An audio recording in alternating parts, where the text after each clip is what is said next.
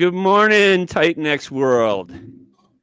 Welcome to the TitanX Lounge today. It's Tuesday, and we have Warp in the house this fine week to take us on a very speedy journey through the world of TitanX. So welcome, gentlemen. What's up, Ted? Thank you. Yeah, it is going to be a speedy journey, man. Yeah, I know you got a hard stop, bro. So. Oh no, I'm talking about our auctions being only a 7-day. Oh, that. But yeah, but great segue. Great segue.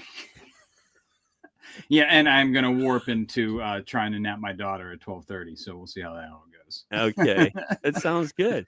Well, I'm not too familiar how familiar you are with the lounge, but the lounge was just a concept that kind of came up with just trying to create a platform or a place to go in and with no expectations, really, just meet with founders, developers, and the sorts, just to kind of, let the rest of the world know that they're a human being, that they have emotions and feelings and so on and so forth. But at the same time, a personality, and being on the back end and working with you guys and seeing you around the neighborhood, relationships form and develop, and it's kind of a unique brotherhood.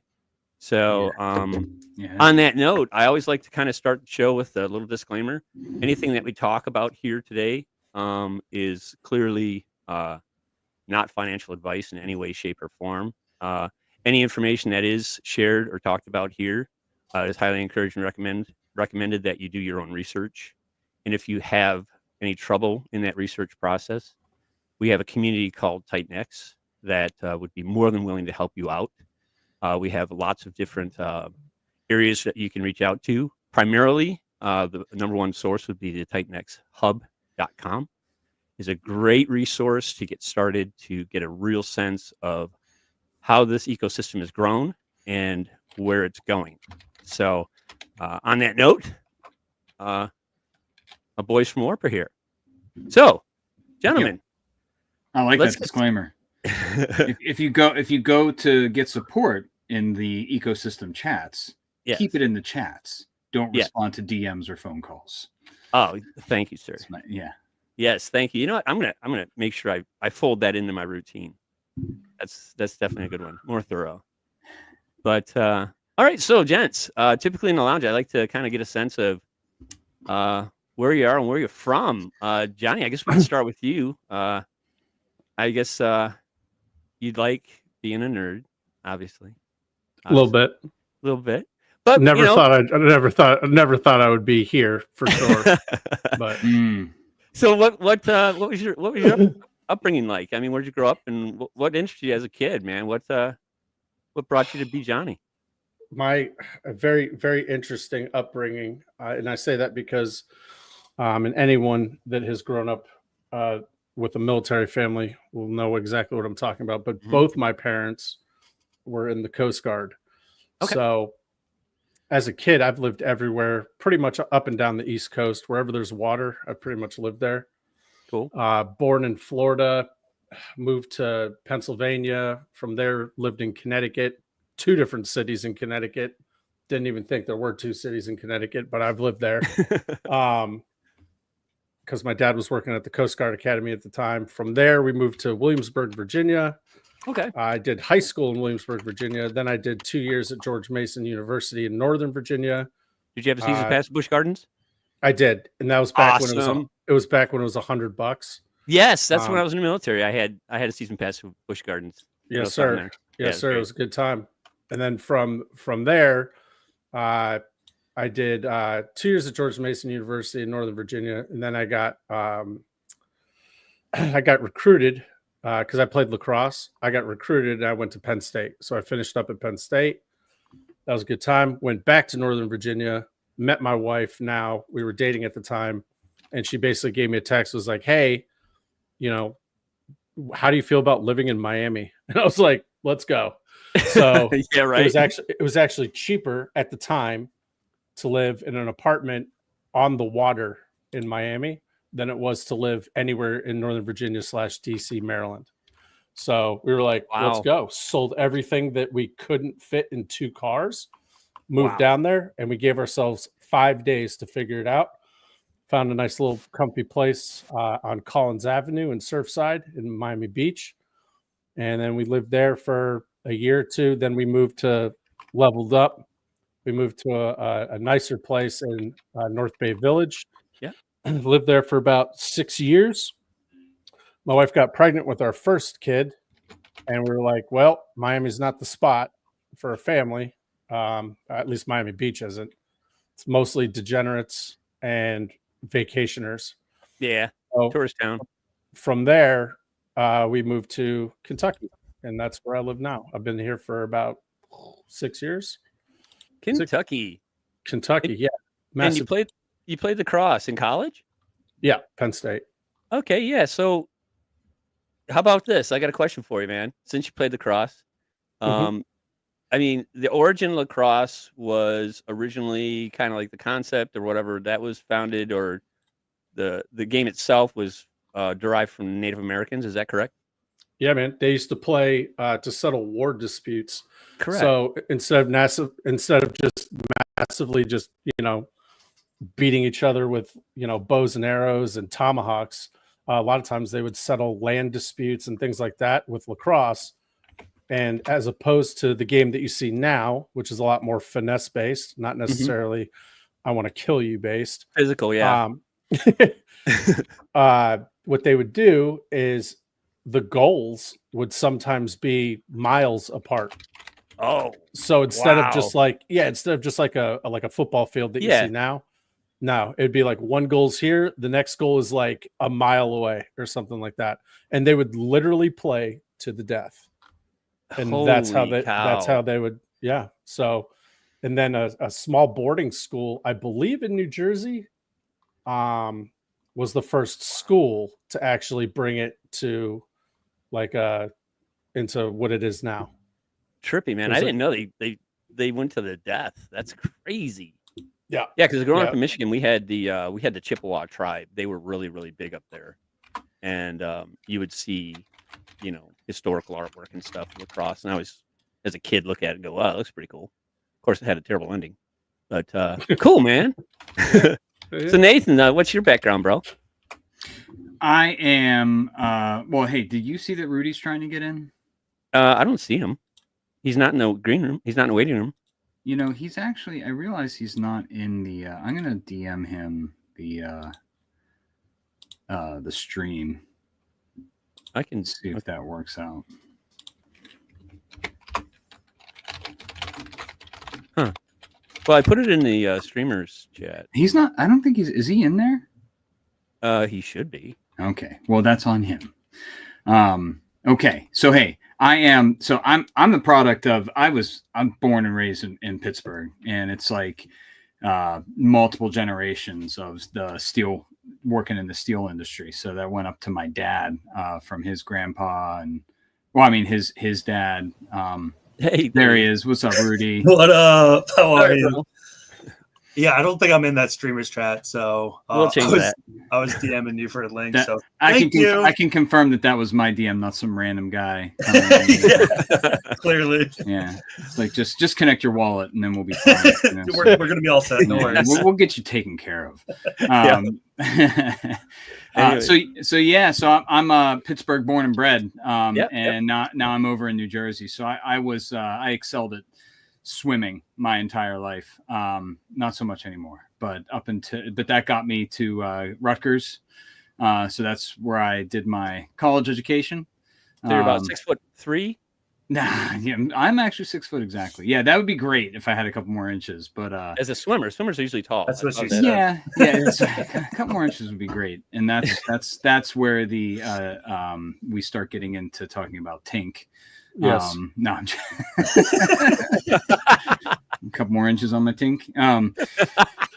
So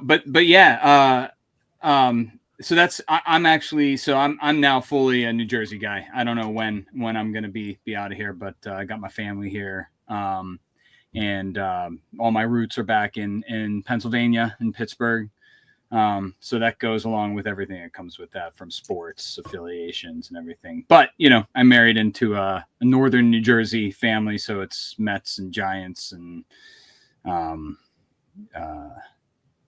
what, baseball? I'm not. Yeah, who knows, dude? Yeah, who knows? those Mets scoring touchdowns, Mets scoring. But anyway, so but yeah, so I and now it's just I got my career, I'm into deeply into this foray into what it means to be a founder in the TitanX ecosystem. Like Johnny, I actually never really thought I'd be here. I thought I'd just be a player and be working the mod duties in the chats.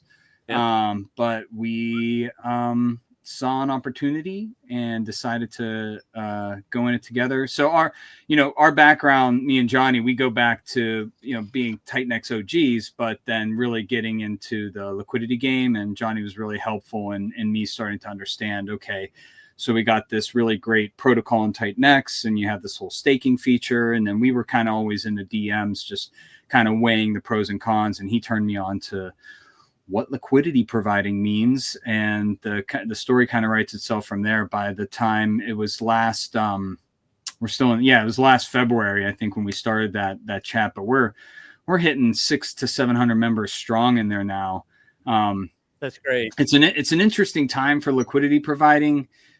Because we're right on that cusp where it's like, are you going to just have your bags and hold, or are you going to it's going to have to be some smart choices, especially when you're considering gas, Gwei, and the pairs that you're actually working with, and what that means from fees earned versus the actual gas in and out on those things. So, but anyway, so not to say that there's not a lot of good opportunities, and not that we're going to be helping support the community as we move forward in the bull run, into what that means as far as what you're holding, what you're involved in, and how LPing would be in that time. So I've learned a ton of lessons over the last year. And I think it's only made me stronger. I'm we can get into some of that stuff. It goes outside of the ecosystem, but we had a lot of our time in playing around and understanding what it means to actually do like liquidity walls and things like that. But that was a base was really our playground for that.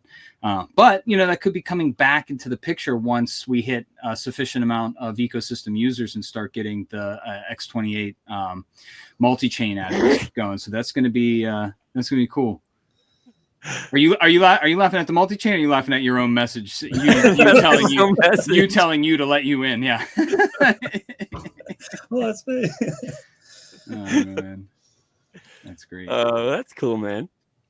So, how did you guys get into crypto in the first place? Like TitanX, beyond TitanX, like what was the initiation? You want to? So my story is pretty interesting because I'm like big on. So I was a religion major in college, and cool. That started out with going for your, the core main kind of study of Western and Eastern religions, from anywhere from, with a focus on like biblical things. But it turned into this big focus on Eastern religions, and got into Zen meditation, which turned into a much broader thing when I met my wife, with looking into overall like kind of energetics and spirituality as just a spirituality combined with meditative practices. And one of these random groups that I was involved in, that was more about like manifestation and things like that. Well, the guy that was heading that up, he's like, I think that, and this is back in like 2019, 2020, where he's like, I think cryptocurrency is going to be the next big thing. And so, you take this group of like people meditating and doing this like energy work together, and then we're suddenly looking at cryptocurrency together. And I went off. My foray into everything though was with I don't know if you guys even know, with Axie Infinity. Does that ring a bell? Oh yeah, of course. Yeah. Okay, so I got into Axie Infinity hard. That was like my intro. I had to learn how to set up my wallets, and that thing isn't even, I had to learn how to set up my wallets for that, bridge Ethereum. Well, figure out how to get Ethereum, turn my money into Ethereum, right? And then get that over. Made a ton of mistakes. lots of lessons right off the bat. It's just like when you get into this and you're like, well, I'm responsible myself for all of this stuff I'm putting in here. And if anything happens, there's not really anything you can do in most cases. Mm-hmm. But I had this team, and you could do these things called scholarships, right? You got your Axie Infinity NFTs and you could loan them out to people to play the game for you. And you made these agreements to take a cut or whatever they earn. It was pretty cool. And I stayed on that side where it's like utility as far as like gamification. And I got heavy into walk to earn and run to earn kind of stuff. I think Steppin' was the one that came out after that. And that was pretty much what I was doing up until I found out about TitanX. And I was hardcore degenning too, where it was like, and that was, so I was doing that. And then Pepe came out, and that was what, April 15th or something, 2022, I think, or, yeah. And that's where I learned about meme coins, a lot of the pitfalls with meme coins. Right. And that continued all the way up until I got into TitanX. So I took what I still had remaining and pretty much went all in on TitanX, and kind of been in there ever since, apart from me and Johnny learning and playing around with our liquidity positions and other realms outside of Ethereum. That's cool. So Nathan, I have a question. So you talked about getting familiar with just how to get Earthium into a wallet. But then you said you stumbled across TitanX. So Reader's Digest version, when you read the white paper for TitanX, Reader's Digest version, what was it that was different that convinced you or made you interested enough to do what you're doing right now? I actually had never heard of mining outside of Bitcoin. Mm-hmm. And then so there was this other thing that I was interested in at the time called XYO. I don't know if you guys know about that at all, but it was like, it was the first one where I saw where it was like, oh, you just get an app and you use your phone to be like the energy to mine. Right. And you can convert that over you can convert that, whatever you got there into crypto, into that token. But then when I heard about TitanX, I was like, okay, I see how that went. But when you're actually putting up your Ethereum into something to mine it and using time as your gauge to how much you're actually getting back from it, and listening to Jake. So getting into watching Jake read his own white paper and understanding more of what he was trying to do. So at the same time, I had no idea about where he came from.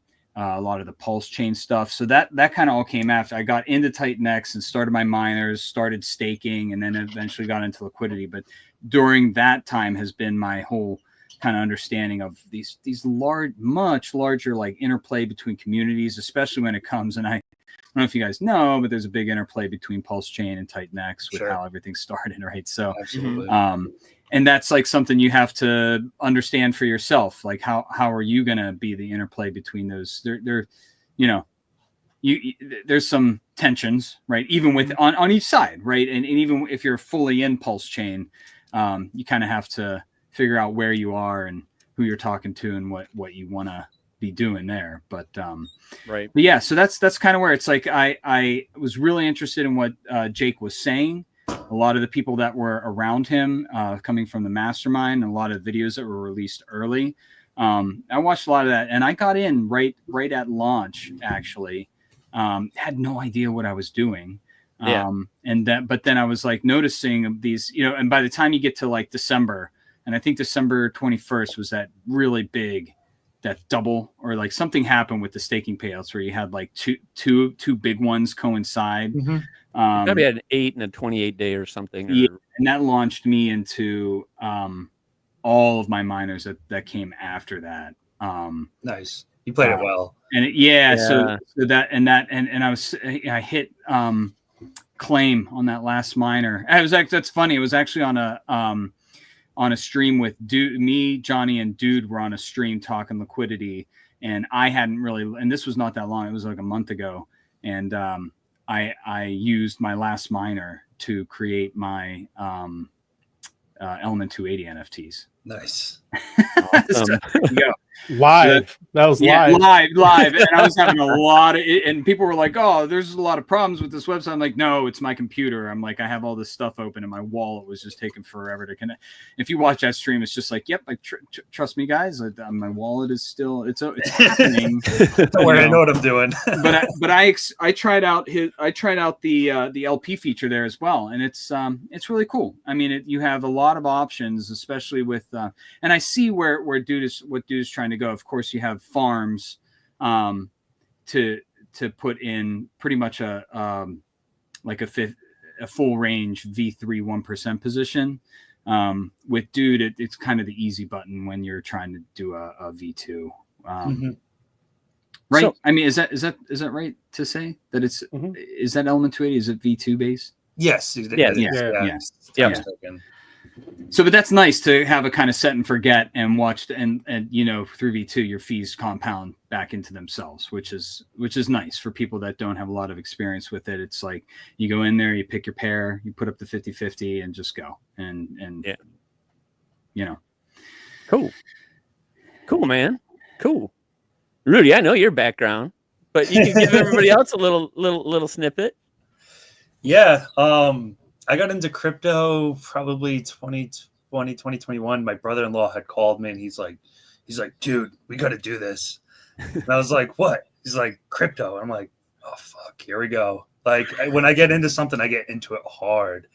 And literally probably within those 2 months, I had left the job I was working at and went into crypto full time. Had pretty good luck. It was, during the bull market, playing some stuff on Solana, playing some stuff on other chains. I mean, I think like even at that time, like Avalanche was doing, there was some projects on Avalanche and Ethereum, obviously. But from that point to where we are now, I had really been doing a lot of degening, kind of in the Pulse Chain trenches, etc. I was day one bridging over to Pulse Chain, and I think that's kind of how I found out about TitanX by proxy. I've told this story a bunch, but it was my wedding anniversary day, and it was my first wedding anniversary day, and TitanX launched, and I'm like, babe, and she's like, oh, what the fuck, like another crypto project. So I aped into TitanX like without reading the white paper, and then I read the white paper, and I was like, oh, okay, let me like undo this and redo this.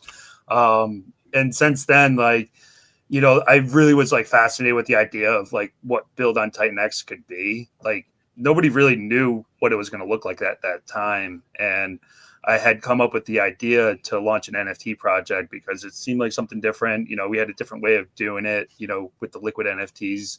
And, from there, I've just been plugging away, meeting a lot of great people like yourselves. I don't think we've been on stream together yet, but I've been looking forward to actually meeting you guys, learning about Warp, etc. I'm really spending my days right now building. We're working on this project, Mizuki, which you guys have probably heard about. Been really such an incredible opportunity to introduce something into DeFi that hasn't been done before. Oh, I'll have to check that out. Yeah, definitely. It's cool. Wait. It's a culmination of like everything that I've been learning over the last year. I feel like with crypto, like yesterday is not today, and today is way different than it was yesterday, and you're always learning things. And I feel like Mizuki was a good way to put everything that I think are the best parts of crypto all into one project and under the best roof of all being X28 TitanX. So I've been really, really excited to get that out there. Yep. So, well, it's a pleasure to have you guys here, obviously, but well, hold on. What about Johnny? How'd you get into this mess? Jesus Christ. You don't want to hear how I got into it. I got into it back in like 2017-ish. Yeah. It was when Bitcoin was starting its rise to like 20K. And a fucking Uber driver was talking about how he's going to be the next fucking Bill Gates. And, I mean, that's how it is, right? And that's how we know now that when you hear an Uber driver or like someone that you're like, really? When they're like, oh yeah, dude, this is the fucking truth and blah, blah. That's like, Top there's my signals. top signal. There's my signal. I didn't know that. I didn't know shit. Right. So I'm like, okay, cool. Let me look at Bitcoin and blah, blah, blah. And, you know, that's how I started my foray. And then I went down a dark path of creating a sniper bot for Bitcoin that did extremely well in the bull market. It was trash in the bear market, though, right? As one could imagine. So that's where I started learning about other kinds of coins, and I was doing this all on Binance, back when you could use Binance, and then they had to change it to Binance.us, and that was a whole thing. So then I kind of like gave it a break for a little bit, and then the whole Hex thing on Pulse Chain. I'd been watching Richard Hart since 2017, well before he was launching or even talking about launching Hex. And so I missed the Hex launch. I remember seeing him streaming, talking about Hex, blah, blah, blah. So I'm like, well, I remember listening to this guy. And he was super smart. So, you know, fuck it, let's go. I got into Hex after it had already done its thing. It already did its 10,000x and it dropped down. It was at 2 cents when I got in, and then it shot up to like 12 cents. And then the SEC shit happened. And then it just came down. I was able to get out at like, I think I got out at like 8 cents or something. And then, yeah, just he launched Pulse Chain, started degenning super hard on that launch, just doing the ratios, which was insane. Got into that kind of stuff. And the whole time while I was listening to Richard Hart, I was also listening to this guy, Jake Sharp. And I remember he used to do a whole ton of, he'd be on streams all the time, talking with like Access Alive and stuff and all those guys, which I'm a big fan of those guys as well. And I remember listening to him and being like, oh, he's coming from more of like a neutral macro kind of thought process. So I was trying to get out of because what I didn't want to do was, because I'm like you, right? If I focus on something, I'm 100% in. Like I am all in, right? What I saw that was pretty, I didn't love about the Hex and Pulse Chain stuff was that these guys, if you talked about anything else, they were like, grrr, you know what I mean? But then here comes Jake Sharp, and he's talking about like macro stuff and blah, blah. So I was like, okay, he's a nice, like, he's able to neutralize the stuff that I'm hearing over here. So let me go ahead and start paying attention to him. And then from there, it kind of whittled down the people that I actually listen to now. So back then it was just Richard Hart and Jake. And then I found your friend Sami, so I listened to him. Those guys are who I was listening to. Then I didn't hear anything from Jake. Not like me here. He wasn't on streams or anything. He kind of went. I don't want to say he went dark, but just wasn't anything coming from that camp. Next thing you know, on X, back when it was Twitter still, I think it was Twitter still when TitanX launched. That's a good question. I'm actually so. not sure. It was like right around the time when it was switching, but whatever. Mm-hmm. Back when TitanX launched, I didn't know anything about TitanX, hadn't heard anything about it because again, I hadn't heard anything from Jake. Well, I think it was like Mackenzie or I don't know, Cryptographic, someone that I had been following previously posted this ROI thing. Like, hey, look, check out my ROI, this thing called TitanX. So I was like, I like ROI. Let me look further. So I was like, I looked into it. I read the white paper. When I say I read the white paper, I read like 6 words on each page because like FOMO was already kicking in. I was like, I don't have time to read this. Like, I don't have time for all this crazy shit. I was looking at what happened and I saw that he had the word buy and burn in there 500 times. So in my head, I'm like, well, that's probably better than not having a buy and burn. I dig that. I had known that he took some of the principles from like Hex, Zen, kind of made this super protocol. I had no idea about Zen or anything like that.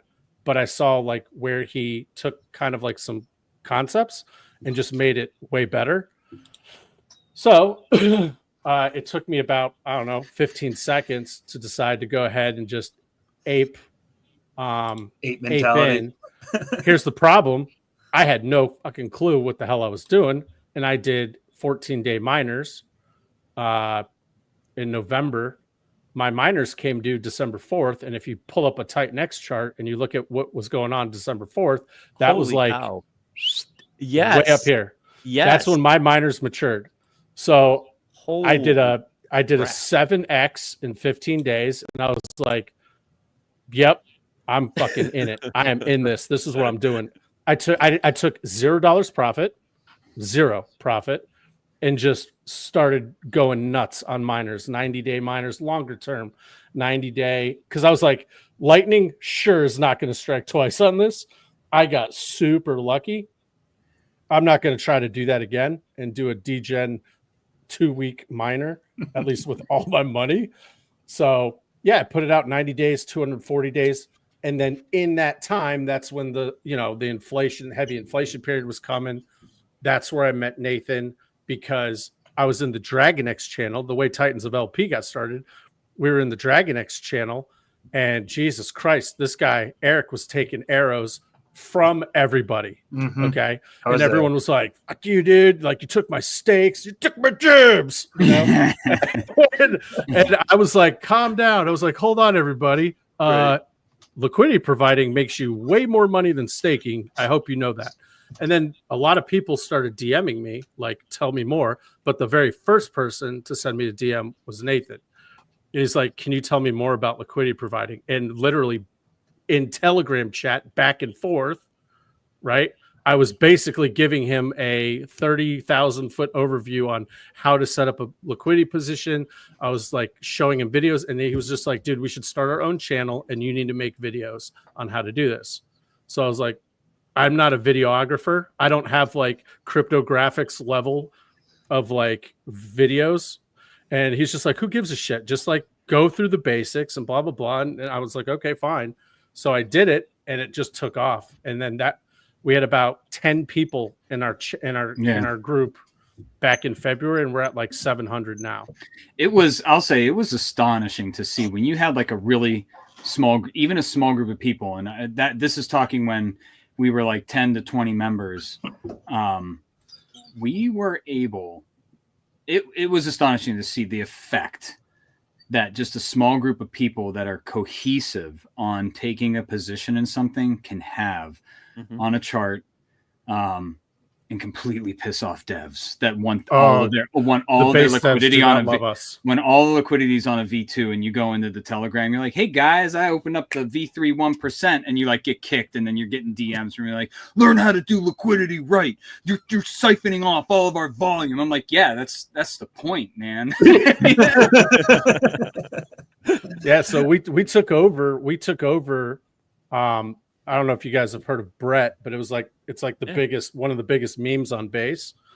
So we noticed that Brett was doing 10 million in volume a day, and there was no V3 1% pool. So me and Nathan were like, let's open up the V3 1% pool on Brett. And we did, with like $5,000 each. And we started siphoning off within like 4 days. We were not siphoning, but $1 million was routing. Yeah. Routing.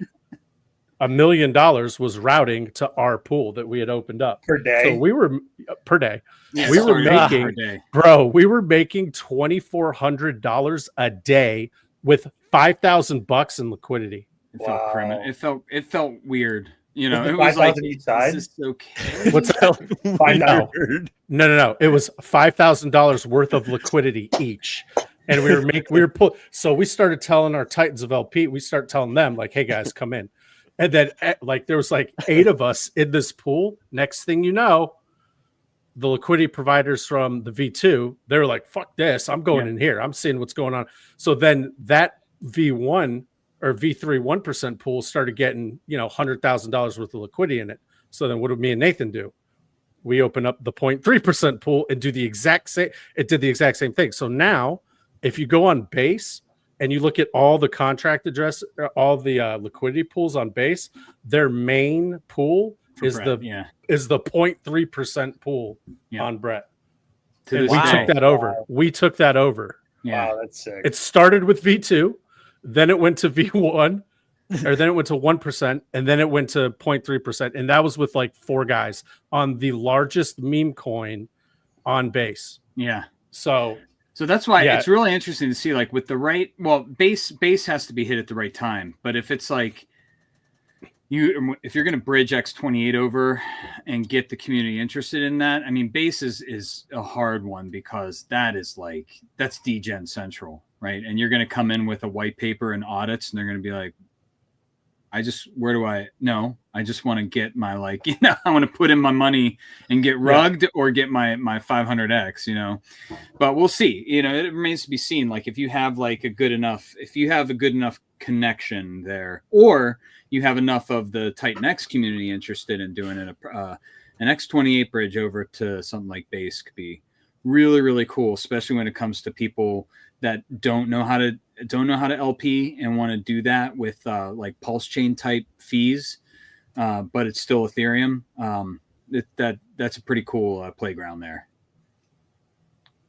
Awesome. So we'll see how that goes. Hey, so my heart's, man, this is going. What would you like to do? Because I'm happy to run through some of the white paper. Yeah, please do. That'd be great. Yeah. Do you want to pull that up, Ted? The docs.warp. When? Yep. I'll just go to the hub real quick. We are gonna win. Yeah, that's a crazy story though. Like in the concept of going multi-chain with TitanX is really interesting because, like you said, it does take quite a while to beat it into people's heads, like especially when you have like a really complicated white paper or something. Like the guys that are in TitanX, we like this stuff. Like this is why we're here. When a new white paper comes out, I read it within a day or two. I'll probably read it 3 or 4 or 5 times, and I don't know. That's what I like in crypto. I've always really liked intricate tokenomics. Just like the idea of like interacting with the smart contract versus interacting with people. Like you see so many like of these bullshit pre-sales going up. I like at that time on base, man, there was pre-sales that are running $5, $10, $20 million. Yep.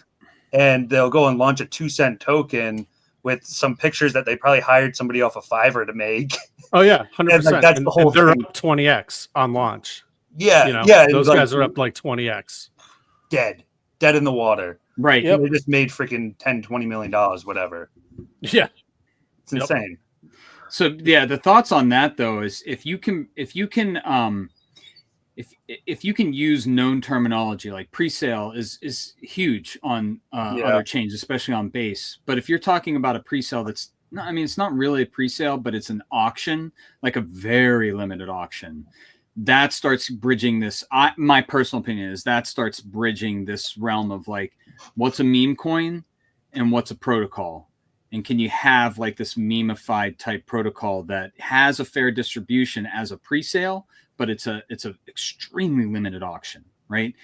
But then you have to start figuring out mechanics that are going to work for the longevity. Like how are you going to have a buy and burn mechanic? Are you going to work LP fees to help support that? That remains to be seen. But I entertain those thoughts. We're not there yet. Not quite. Yeah. So we're at the stage. Everyone's getting rugged. What's that? What's that? Everyone was just rugged on my end. Oh, I think we're still good. The Bruins are getting rugged. I thought you said the Bruins got rugged too. I'm like, wow, I'm not really a Bruins fan, but that's okay if they get rugged. Okay, can you tell me, man? Are they? We heard the same thing. So Johnny, you good? Are you with us? I'm good. I'm good. I'm trying to make sure that the game. I wish no game. So what we're quickly realizing with Warp is we're essentially we're like launching 4 protocols in one, basically. Yeah, I noticed that. And it kind of dawned on us when we actually got into the testing phase And some of the devs are like, this is like the most fun we've had in a long time with like making this all work. And the thing that we're hopeful about here is that the testing has gone really, really well so far. So the idea of having a fixed supply, right? We want these 700 million tokens distributed in 7 days, 100 million each day. And we're not allocating 700 million each to each input, right? It's going to be divided up. So we have an ETH input.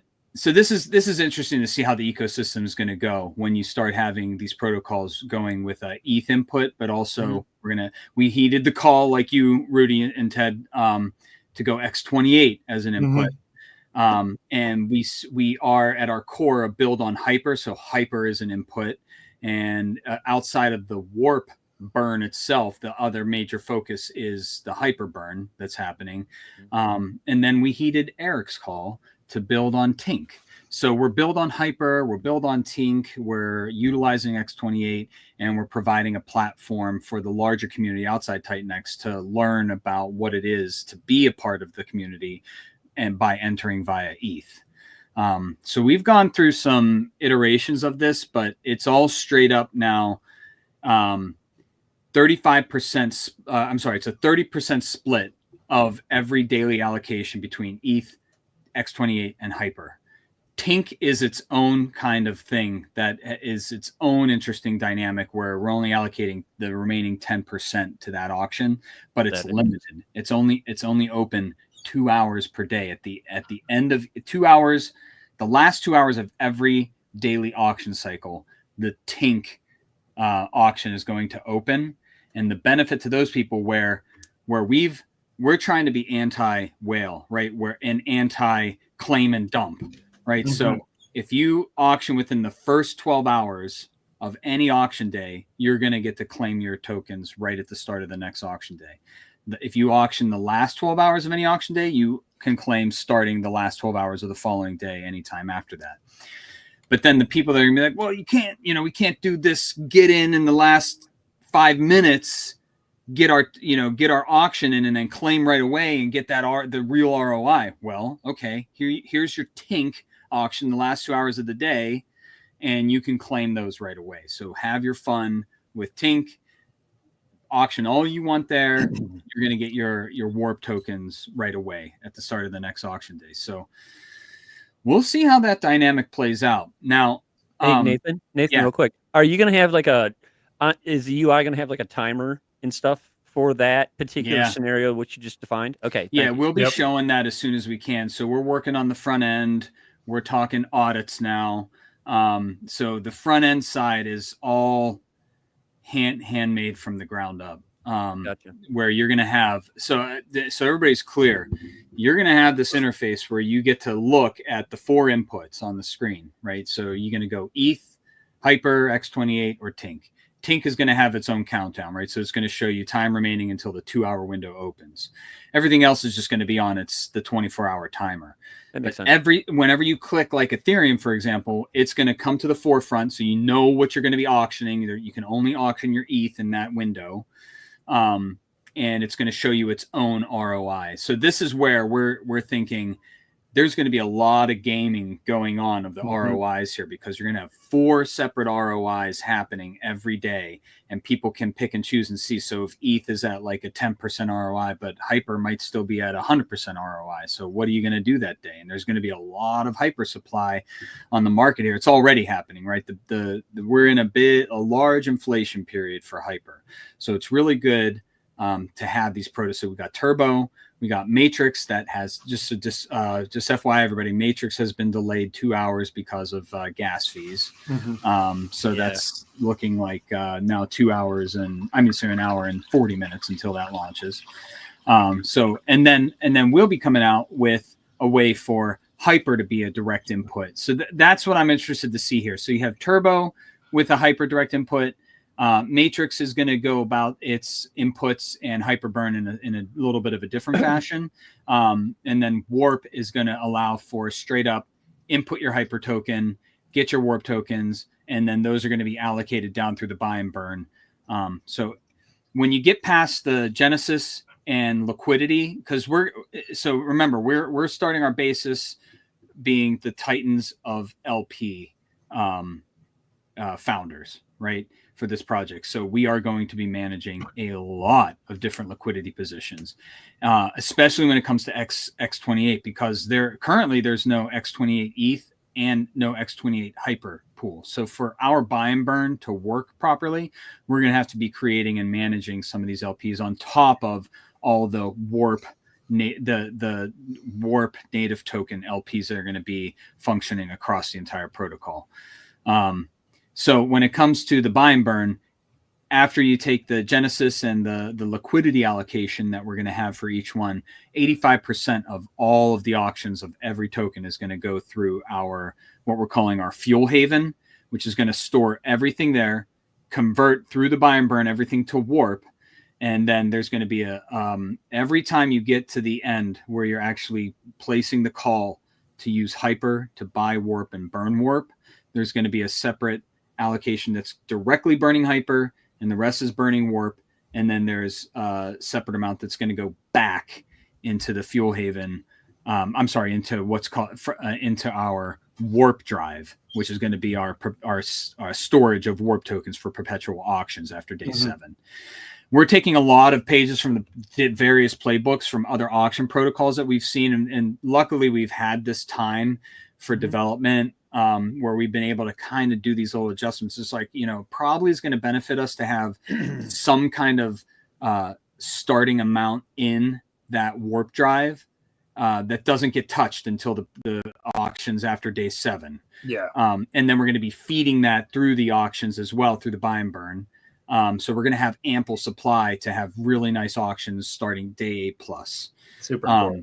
And then we're actually going to be playing around a lot with our liquidity wallets as well to make sure that we have the ability to wreck the bots in the beginning, right? And then build up that liquidity. So we've learned a lot from Steve DeFi and his Volt ecosystem that he's developed.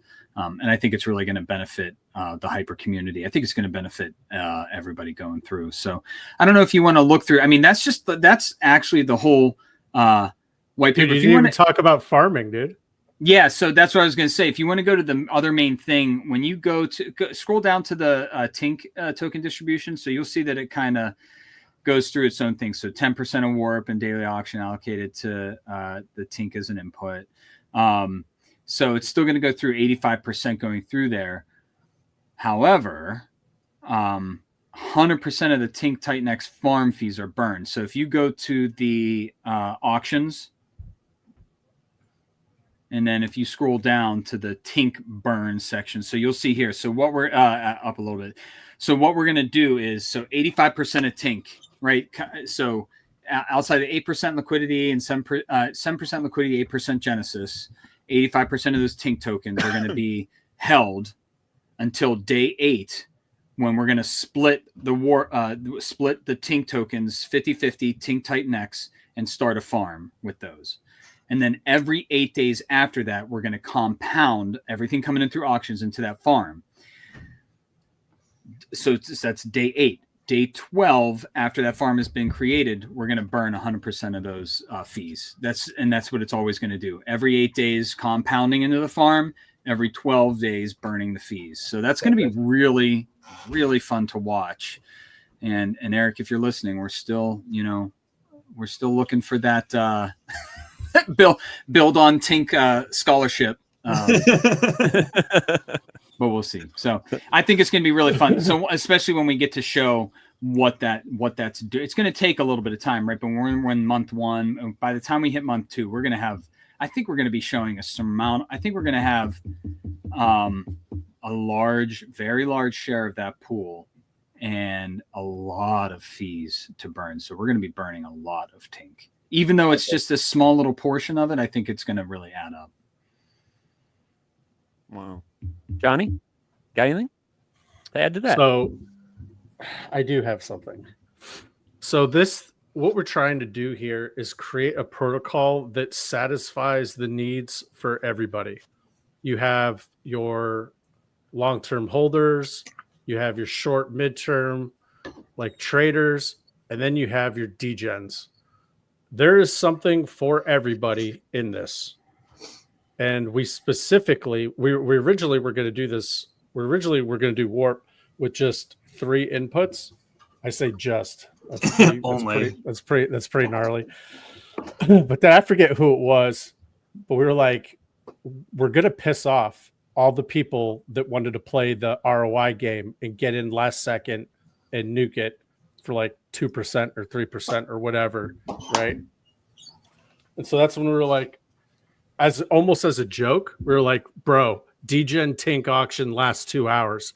And then we all like paused and we're like, no, this has to happen. This is absolutely has to happen. Let's make this happen. So we were like, all right, what better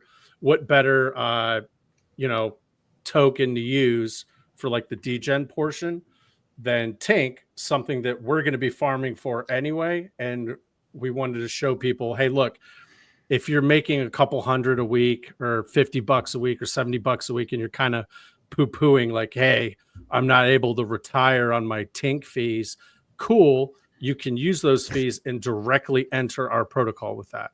You don't have to swap it for anything. You don't have to swap it for Hyper. You don't have to swap it for X28. You don't have to do any of that. You can just go directly from your tank and go directly into warp and play around in there if you want. That's a way that you can use your tank. And, this isn't something that we necessarily recommend everyone just go all in on. If you only have like $50, dude, come on in, dude. Come on in. Throw some into the tank, right? And see what happens. What I'm most interested in is staring at those ROIs at all times of the day. Yep. The other reason why we wanted to go, 4 inputs is it basically demands attention at that point, right? If you just have 1 input, you might get people that are just like, I'm like, I check the ROI. The ROI is at like 20%. I know that someone's going to come in last second, nuke that down to 0, which is fine. But we want to have people being able to stare at 4 and be like, okay, Hyper's at 250, ETH is at 350, Tink's at 500. This one's over here at 10. Like, okay, now we have a couple of different options. And who knows? You're going to have people like freaking out, I'm sure. They'd be like, oh, I only got, 1 million warp with mine. It's like, haha, I used less money and I got 20% more than you did, over here on this one. You're just going to have kind of some battles going on which ROI people are going to chase. So for me, I think I have an idea of which ROI is going to consistently be better, but I don't know anything. What the hell do I know? You know what I mean? Like, I could be way off in my thinking. I saw Tink was down to 36 cents yesterday. What's it at now? 46. Yeah, yesterday was a good day to grab. I don't have Dex Screener up. Yeah. I feel it in my soul that Tink's going to be one of those tokens to pump out of nowhere. Hey, Rudy, you were a Pulse Chain guy, right? Yeah. Okay. You remember a lot. So people that weren't in Pulse Chain, we get a lot of questions in the farms chat. We get a lot of people are asking like, what's the price of Tink going to be? What's the price of Tink going to be? And I try telling them, go look up on Pulse Chain, go look up the price chart on Inc. and see what that did when it went from like 44 cents to $12 in like a couple weeks. And the only reason why it nuked was because of the SEC FUD. And but you remember that? Like Tink. Oh yeah. I remember that. Out of all the Richard Hart core coins, Inc. was the winner. That one went $88. Oh, at first. Yeah. In the beginning. Oh, dude. Yeah. The APRs were just stonatic at bus. It was like 1,700% for like a week. Yeah. It's crazy. You're like, I just made $600 today. Did I do something wrong? Am I gonna have coming after someone coming after me? It's like, yeah. I mean, it was pretty vicious. But I tell people, I was like, look, man, If you want to see what Tink is capable of, go check out the ink chart and just know that that is not deflationary by any means. Right. We're going to be having multiple protocols because Ascendant is going to be burning Tink. We're going to be burning Tink. And I'm sure there's other people out there that are going to be burning Tink at some point, right? So legit, if you can just burn off the daily emissions of Tink per day, just that number, like all of a sudden now there's zero inflation with Tink, and Tink's really not even that inflationary. It's just a small percentage that's being released each day. It's fixed, right? We know what the inflation is per day. And if you're able just to burn off that number, I forgot exactly what it is. It's like 1 Tink per second. But if you're like between all the protocols building, and then you get to a point that it actually becomes deflationary, oh my God. And here's the thing. Warp is going to be, we're going to enter the Tink TitanX pool, right? Farm. And for the life of the project, as long as there's input coming in, for the life of Warp, we're always going to be farming and compounding and earning more Tink, right? So as the position gets larger, the burn will get heavier. The burn will get heavier, and that's just us. So that's just one protocol. Now imagine if there's like 5, I don't know, that are doing something with Tink and burning Tink. I feel like it's it'll help stabilize, help stabilize the price, right? Because out of all the protocols, I was saying this on stream with Ted a couple days ago, what I look at. Johnny, hold on a second. Nathan, it's 12:30. Yeah, I'm gonna head out, but I guess I think make like a baby and head out. Yeah, I'm chilling. Yeah, so I think hopefully that was good on the white paper. People can ask any questions. I am Zenithan on the chat, so you can ask me anytime. We have the Warp Telegram. You can come ask questions. The only other thing I think I didn't really hit on is everybody has to understand the buy and burn is going to look a lot like it does on Hydra or TitanX or Hyper, where you're starting with ETH moving to X28, X28 moving to Hyper, and Hyper buying and burning Warp. So there's going to be 3 user calls, and each of those are going to be filling up from the auctions every day, but each one is going to progressively fill up the other one more and more by the time you get to the I have the number in there, but by the time you get to the Hyper portion where we're going to be storing the Hyper ready to go burn Hyper and Warp, we should be firing on all cylinders there. It should be looking really good. So, but yeah, thank you guys. I really appreciate it, man. Yeah, pleasure to be on with you, bro. Yeah, Rudy, you're a good dude. Oh, yeah, and you too, Ted, and thanks, you, Johnny. Man. So I'll talk to you guys later. Nathan, you have a tinkful day, and yeah. Well, you keep the Tink tank going here, and get everybody informed, and then we'll start our Tink bars of soap. All right, brother. We'll be in touch. Take the stink off with Tink. Yeah. All right, guys. Take the stink off with Tink. Yeah. Woo! Oh God. Yeah, we had some great conversations the other day about Tink, and I was just saying that I'm not a big TA guy. I learned the hard way that if I try trading, I'm just gonna get fucking wrecked, dude, bro. Same. I it's not that I suck at trading, because I was really good at options trading on the stock market, but Tesla doesn't nuke 75% in one day. You know what I mean? Like, you don't get wrecked in the stock market as quickly as you can in crypto. Right.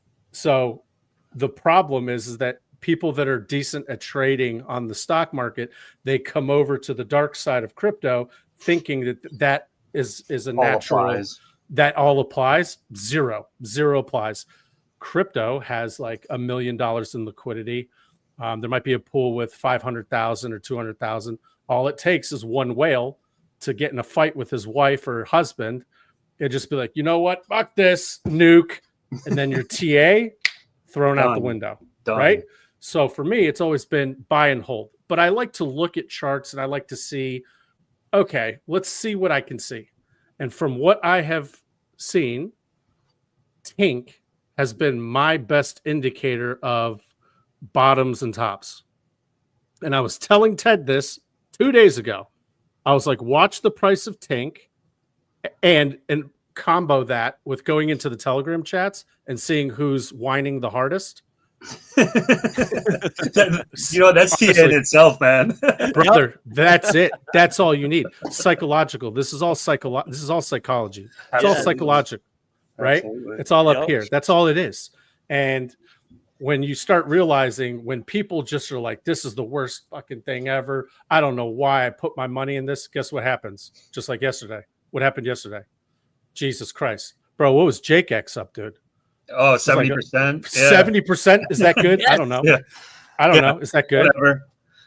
I'm very little volume. Bro, yeah. that was a casual 70%. You know what I mean? Like just a casual Yeah. But I mean, it wasn't the only thing that was up. Everything was up like 40%, 30%, 50%. Yeah. And people have to understand that this is how markets work. Okay. Nothing is based on, okay, is Eric and Jake going to press the buy and burn right now to pump your fucking bags, right? So that's what I'm looking for. I'm looking in the chats for people that are like, oh, the buy and burn is not turned on. Why isn't he turning the buy and burn? Or when it does turn on, it's not high enough, or blah blah blah. Woe is me. I put way too much money in this. That's what I'm looking for, and that's what I'm going into. That's what I'm putting I'm going to chip in some money into that. And for me, it's worked amazing. Amazing. Dude, I don't care about a chart. I could care less about a chart. I want to know who the people are. We have a strong community. TitanX is going nowhere. Absolutely. Right? I was just going to say that. This community is going nowhere. All right. We have our OGs, all the OGs. We're not the ones complaining. It's all class of 2021, 2022 that are like, bah, bah. It's like, dude, no one ever said put your rent money into this, right? Like, don't do that. Stop doing that. This isn't get rich quick. No. You can get rich, but it's not going to be quick. You have to be smart, right? And I don't know. That's what I've always done. I'm interested to hear what you guys look for when you're looking for like an entry into something, or do you just like, screw it, I'm just going in right now? Yeah, that's actually a really great question. I mean, my strategy throughout like my crypto career has generally been launches and launch hype and trying to, I've gotten wrecked plenty of times, like, don't get me wrong, but there's been plenty of times as well that I've timed out things. You get that initial launch pump, it comes down, make that buy, forget about it for, it might be a few days, it might be a week, it might be a couple of weeks, come back, take your profits and move on to the next one. And that's kind of been my strategy, and it's worked really well. I mean, with TitanX, there's a lot more that's actually being built here, but I'm not saying I'm just hopping around from protocol to protocol, but there are opportunities to get in with these protocols on a very fair basis. I mean, you say you have 8 days, you have a month to get into something. And, I've been playing the ratio game, like everything. I'm not looking at it in terms of dollars. I know where TitanX is going. So I'm going in my mind, I'm always just trying to get more TitanX. What gets you more TitanX? Whatever gets me more TitanX, right? So I'm seeing a pattern with these different launches that are going on.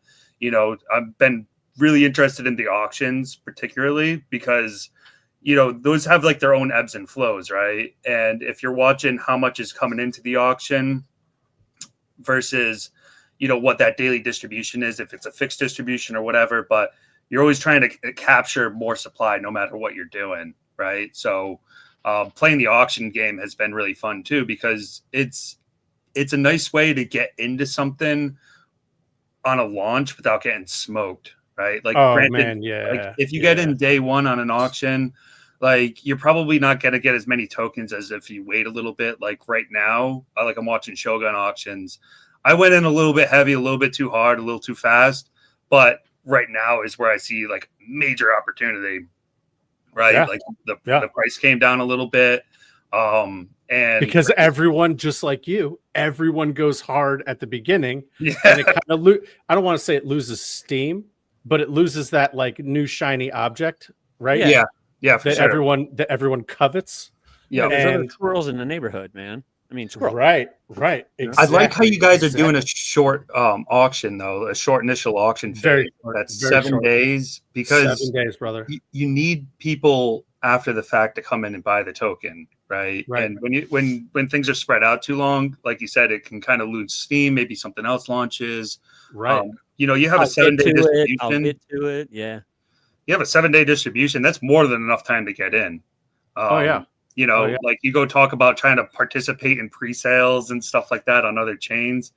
Bro. Dude, those things will fill up like before you even know it. Dude, I got into a pre-sale about a year ago. I got into like the second round. There were 3 rounds of pre-sale. Mm-hmm. I got into the second round being like, this is such a scam. Fuck it. I'll throw $1,000 in. I don't care. Right. I got nuked. And I was in the second round of a pre-sale because they're like, oh, this thing's launching at 10 cents. And I got in at like, I don't know, 3 cents or something. The people before me got in at like half a cent. So it launched at like 4 cents and then just died. I was like, well, I knew that was going to, I kind of figured that was going to happen, but I needed to know. I needed kind of like when TitanX, you remember that for TitanX? When that was a quick bro. That was a quick run. Yeah. That was right after JX launch. Everybody went crazy with right after JX launch. Everyone's like, I don't know what's going on here, but it didn't rug. It didn't rug. So JX is like, okay, it didn't rug. It's probably legit because if you're rugging, you rug that day or maybe the next day. Like that's it. Like these things do not last long. So TitanX, it could have been awesome. I don't know why they rugged it. It could have been cool. The memes were fantastic. I mean, dude, the Telegram channel was degen to the max. Okay, it was just porn pretty much for the most part. But I remember I'm like, for sure, this is a rug. I want to be a part of this rug though. Yeah, I want to get rugged. I got about $250 burning a hole in my pocket. I want to watch this. I sat there. They launched. I got in. Me and a buddy got in over the phone because I told them, I'm like, this is 100% a rug. I just want to be a part of this and watch how crazy this is because it goes against every ethos checkbox there was. None of them were checked. So I was like, this is a perfect example of what Jake has been talking about, blah, blah. But I wanted to live this. And I want other people to live this. So we sat there. I put my $250 in. I don't know, 3 hours or 2 hours into it, rugged. And I was like, thank you. I was like, what an absolute masterclass. A perfect rug. Well executed, guys. You done hosed the community for like, I don't know. They didn't get much. They got like $12,000 or something. Oh, I don't know. I don't know how much they got. It wasn't like Pulse Latina. What's that? A 10. Oh yeah, a 10. Oh yeah. It was what an absolute devastation.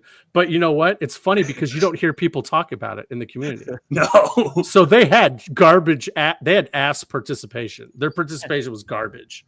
But it's like, okay, if I noticed that their Telegram channel was at like 2,000 people or something, I would have been like, hey guys, this is a rug. Everyone knew it was a rug that went in. Everybody. Yeah. I was in that Telegram. You have to be fully aware. Not one person was like, oh, you mean to tell me that a coin called TitanX rugged? Huh. No one was surprised by that. But a lot of things were learned. Lessons were learned that day. And ever since then, I haven't seen another like bad actor like that come in and just, launch something and then rug it. Has there been? I don't know. There was a guy that tried to leech onto the Titan Legends community early on. It was called like Robot Dragons or something. Yes, I remember that. And he was airdropping. He was Robot Dragons or something like that. Oh, okay. And he was airdropping all of the Titan Legends holders. And I was super sketched out at first, so I got on the phone with him and I talked to him, and he had this idea of bridging to other chains and all this stuff. And we talked for I don't know half an hour or so. I was like, all right, well, he might have good intentions. And sooner than that, I guess they minted out the collection and he launched a token, rugged it, and that was it. So I think he got away with like 10 grand. But yeah, that was pretty sad actually. I felt really bad. about that happening because they were trying to target our community, which at that time there was only a couple projects on TitanX, a few at that, Three, and a couple being built. It was so early on. Yeah, I never even heard of it. I had never even heard of it. You know, it was like a quick 5-day thing. Yeah, and I bet you I got like 25 or 30 of those. You minted those? Oh man! And the thing was, it was like they were so cheap. I'm like, all right, screw it. I'm just cranking these things out, and somehow I ended up with 700 million of the token or something. And I'm like, where did this come from? And then rug. It was like, it was just like, what? Oh, when you watch it in real time, I've been rugged 3 times. Not afraid to say it. Oh, I've been rugged probably, dude, like 50 plus times. Bro, when you watch that candle of death, you're just like, it gets to the point where you're like, God damn it. Like the first time you do it, you're like, no, my life is ending. After that, after your first, because everyone remembers their first. The first one, I went into a honeypot, lost 20 grand. That sucked. Wow. Yeah. It sucked. Wow. I was in the P-Dye community, and some dude had come out with a coin where you could stake your P-Dye to earn more P-Dye. So I was like, okay, that sounds like a cool thing. Everyone was saying it's going to rug. Everyone was saying it was going to be a rug. But I was like, man, yield. That's all I saw. I didn't hear. I just saw yield. So what did I do? I had 23 million P-Dye, dude. 23 million. I got in at like 3012 or something. Okay. Yeah. I look at what my wallet would look like right now, and I'm like, I want to slap puppies. But so the token itself worked. It was fine. You could trade it back and forth. So I was like, okay, I get it. It doesn't seem like it didn't rug. So I'm like, okay, cool. I staked all of it. And then the honeypot was the staking mechanism, the contract for staking, because it was liquid, right? You were supposed to be able to get in, get out whenever you wanted, right? So I instead of just doing like $100 worth and trying it out, I went all in. I went all in and it was at that time it was worth 20 grand. But what I can say about that, A, it was my own fault. I was stupid. I was chasing yield. I don't do that anymore, obviously, which is why I'm a like, I don't want to say I'm anti-staker, but that's why the whole Titans of LP kind of started. I wouldn't have met you guys. I wouldn't have gone into TitanX if I didn't get rugged, because all I had left on Pulse Chain was like a little bit of money in Teddy. And it wasn't much. It was a couple grand in Teddy. And that's when I found out about TitanX. And I nuked that, got into TitanX, and it's been, a massive success since then. So I would never have gotten into TitanX. I would never have even been looking for something else to get into if I hadn't gotten, I don't even know what you would call a honeypot, because it's not really a rug, but 20 grand.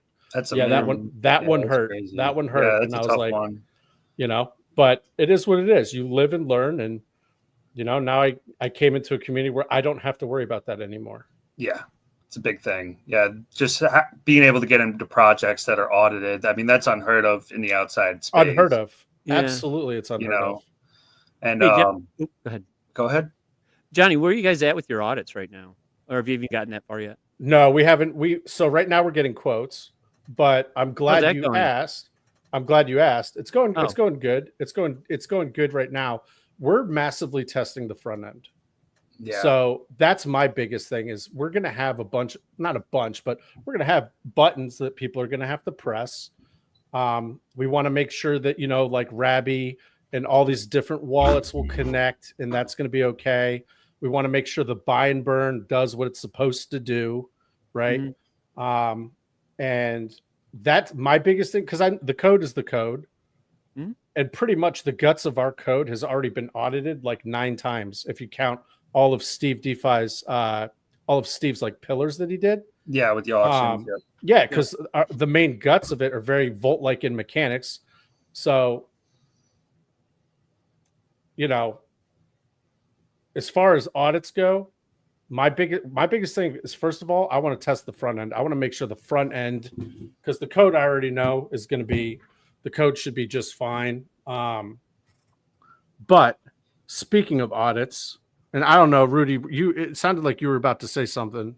I was going to say you guys have a lot going on. So the front end is so important because that's your whole user experience. Like somebody comes on and if it wasn't clear on like ROI or when their tokens are claimable, et cetera, like you have to think about all of those little details, and people don't really realize what goes into just showing a stat, right? Like, if you just want to show like a timer or something, well, then you have to be able to connect it with everything else. So I'm sure you guys have your work cut out for you there. Yeah. No, absolutely. We are. And the testing part, the good news is the testing is going great. Right now, the devs are we're in the quoting phase of getting some quotes for some audits. But I definitely wanted to say something about that, because I don't think the average user that's not a founder has any idea how much an audit costs. Nope. Some of these guys are charging 20 grand starting for an audit. Now, to an average user, they just look at a founder and they're like, "Oh, you guys are all worth millions. That should be no problem." No, that is not. Dude, we're all those guys. We're just dudes, just like all of you guys. That is funny.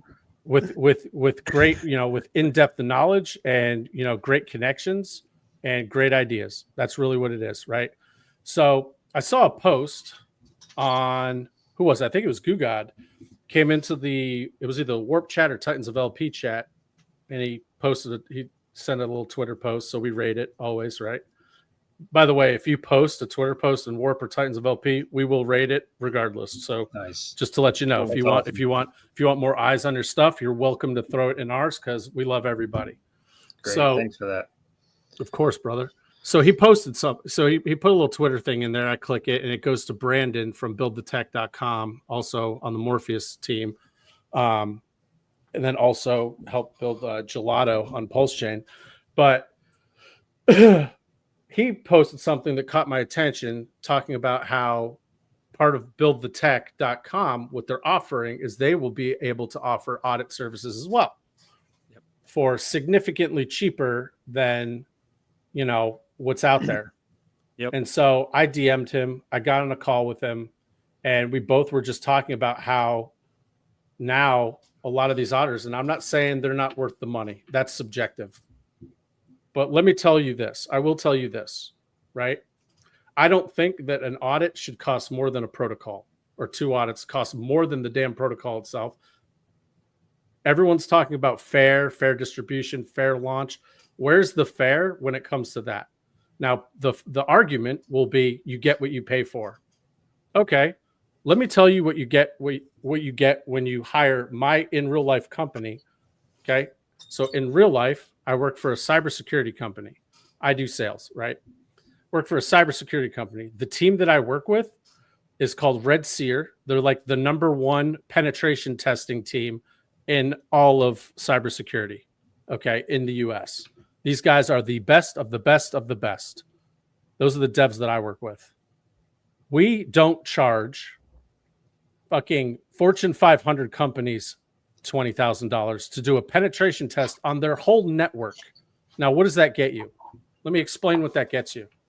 When you hire us to do a penetration test, our guys go in and try to hack everything. They hack your servers, storage, access points, routers, switches, VLANs, everything. Okay. They want to see where you are susceptible to attack, where you're vulnerable, right? That takes a couple of weeks, hardcore. Because I mean, it's a process. They will also do physical security checks. They will try to break into your building. Wow. Okay. Right. And see how easy is it to access your building? How easy is it to access like a network closet? How easy is it to take a thumb drive and just plug it into a computer? How easy is it to do that? So they're physical as well as doing stuff remotely, trying to hack in. Okay. Cool. This is a huge process, a huge undertaking with professionals that have been doing this for over 20 years, right? 20 plus years. Now, when they're done, they come up with like an 80-page document. Every single line of code that they put into, like whether they're using whatever they're using as their software to get into the the system. A lot of them are Linux based. So like Kali Linux or whatever, every single line that they type in, every single command that they try to get into, they have a written report on everything they do. It's like 80 pages long. Not only do they tell you what they did, but they also give recommendations on mitigation, okay, and how to prevent it from happening, what they recommend as far as what Volta can provide, what we can provide, my company, what we can provide to help mitigate all that kind of stuff, right? That doesn't cost $20,000, but you mean to tell me that a couple guys sitting in I don't know where to look over some code. Now I say some code. I'm being a little cheeky. Obviously it's pretty in depth, but I have a hard time believing that we can do a whole network penetration test on a Fortune 500 company and mitigation and help resolve that for less than the cost to audit code. Because I work with devs and I tell them how much these guys are charging. They laugh so hard. They're like, dude, we are in the wrong damn business. I was just going to say that. They're like, what is that? I'm like, yeah, how fast can you learn Solidity? They're like, and they'll look it up and they'll be like, I already know half of it. Yeah, like, I already know half this. So I understand that to develop it takes a lot of time, takes a lot of effort, takes a lot of energy. And I get that. And I respect that. But to look it over, and I've heard what these guys do as far as auditing goes. They're not sitting there with a magnifying glass, handwritten, going over every single line like that. You know what I mean? So when Brandon comes out and says, hey, look, my guys can do it for way cheaper because we don't believe that it should cost $20,000 to go over your thing, right? Now, if you're talking an absolute like a Dex or like a wallet or like a bridge, okay, I get a high cost for that, right? Mm-hmm. Yeah. But for a protocol that has the same guts as 9 other protocols out there, $20,000 times multiple, I feel like you're out of your damn mind. So, so we hit him up, and I can't recommend him enough.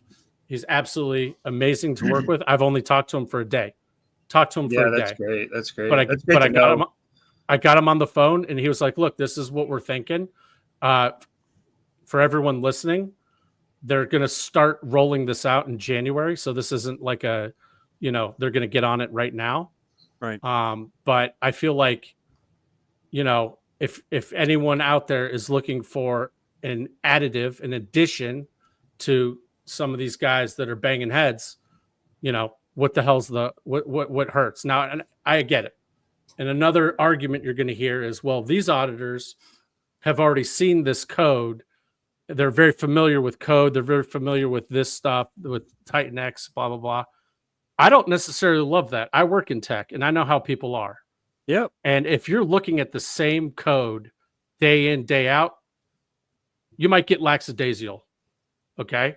I'm just saying. I'm not saying they won't, but why not get a fresh pair of eyes who hasn't necessarily audited this code 9 times already that could skip over something? Why not give someone with a fresh pair of eyes, a chance? And here's the other cool thing. Morpheus has nothing to do with Warp. Buildthetech.com.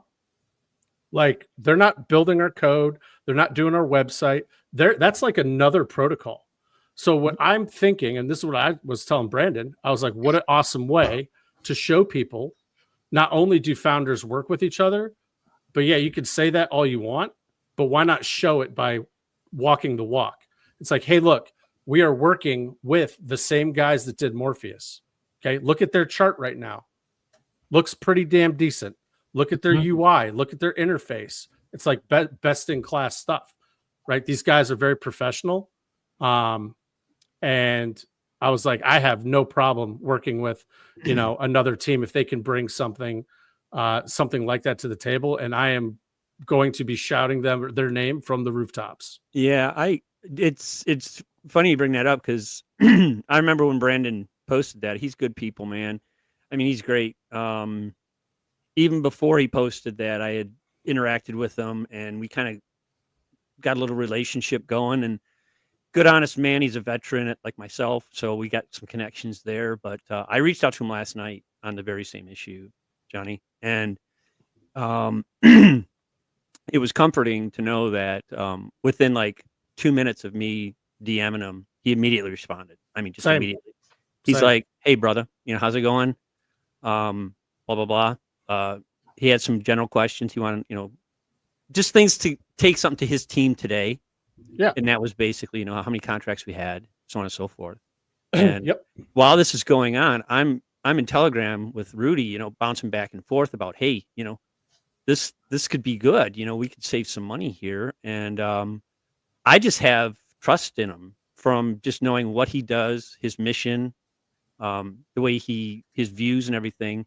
And if he's going to put that company together, and if he can take us on and help us out, man, that would be just fabulous, because it just truly solidifies a message that we've been sending as a community, that, we're here for each other too. This is an ecosystem, Right. And it's unique in a sense. And we can say, and I want to say this, we can say, there's no other ecosystem out there like that. There's no other ecosystem out there like that. We can assume that. And the probability of that is very, very high. It's very, very true, because it is a nasty, it can be a very, very nasty place. Mm-hmm. But I've seen footprints of other communities, because Johnny, kind of like you, you look at ratios and stuff like that. I spend a lot of time, and I'm out in rabbit holes in other communities, in chats, in streams, in shill sessions, just absorbing everything everybody's saying. And then bringing that information back into our ecosystem and saying, okay, this is what's happening there. This is what I'm seeing here. Yep. So, but what we have here is sound, it's solid, it's proven. And to have Brandon, offer that to the community and being a part of the community. That's massive. Alone, it's incredibly massive. Yeah, because he could very easily hide those guys and just use them for himself. Mm-hmm. And he's got every right to do so. But here he is saying, hey, look, there's a problem. I found it. Here's my solution to said problem. What's the problem? The problem is that these fees are getting a little out of control. And as the bull market starts going up, guess what's going to happen to the fees? You think those are going to go down? No. No. So, what about the builders that want to come out with something in February or March? Right. What's that going to look like? If it's 20,000 now, how much do you think these guys are going to charge, in February, March, when, hopefully, right, ETH is going even higher. Yeah. ETH starts going nuts. These guys are like, I'm going to need 30. I'm going to need 35. I'm going to need 40. Right. And then where do you draw the line? Where, how much is too much? I can only say, for me, based on my experience and what I actually sell in real life, and the dev teams that I work with, who are top of the damn world when it comes to network security and what we charge, I'm like, it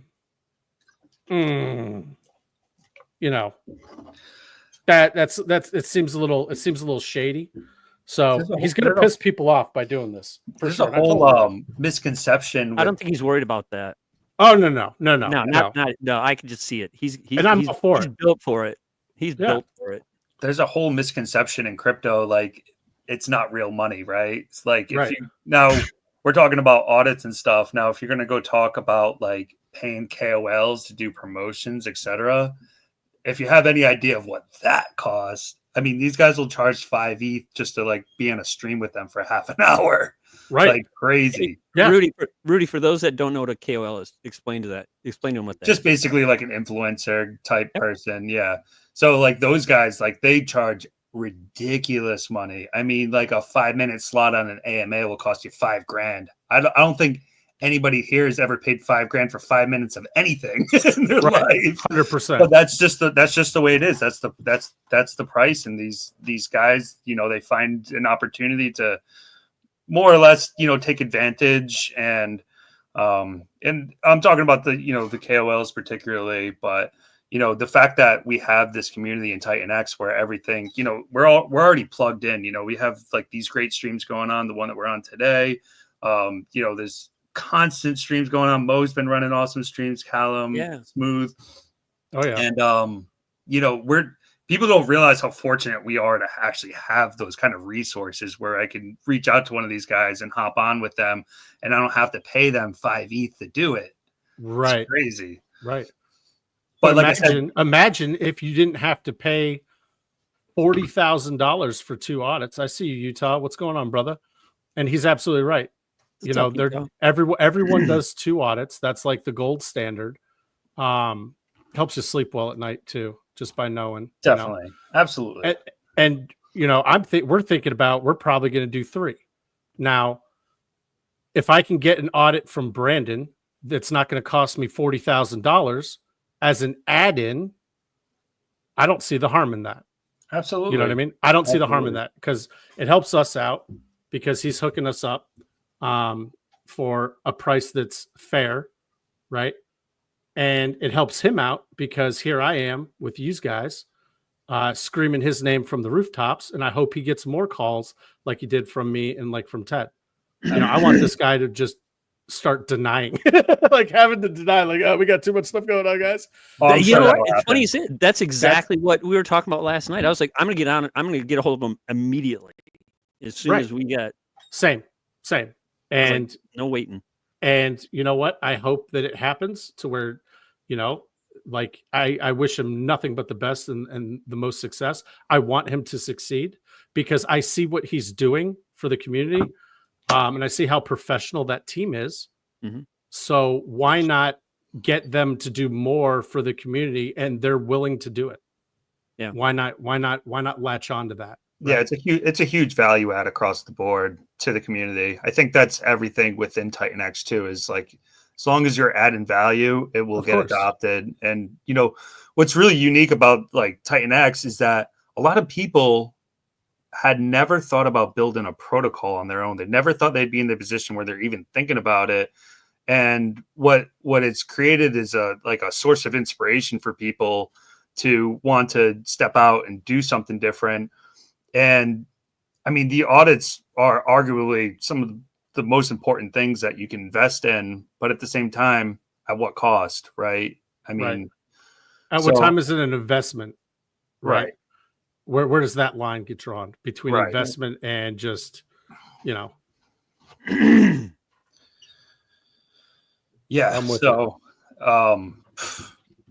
It'll be, I'm really excited for Brandon and what he's doing. I saw that he posted that. And again, I saw that as a huge value add for the community. And these things can only get better over time. And like you said, like if you're thinking about doing 3 audits, 3 different teams with 3 different viewpoints, essentially, you're covering a lot of ground that way. Right. And again, outside of TitanX, man, audits are almost not even a thing. Base, they don't know how to spell audit on Base or Solana. You kidding me? Oh, forget about Solana, dude. Yeah, dude, audit, like I get time for that. Like I go into this and thinking it's going to be an 80% rug. Like that's their mentality. Yeah, and hopefully we'll be able to make enough noise to where those people kind of dip their toes into what we have going on here and saying, "Oh, you mean nothing has rugged? Nothing's rugging." What's the deal here? Yeah, like how do I get in on a pre-sale? There's no pre-sales. Well, how do I make money? How do I do this? There are ways to make money in crypto without having to do scammy shit. Absolutely. Yeah, that's a hard one to beat into people too.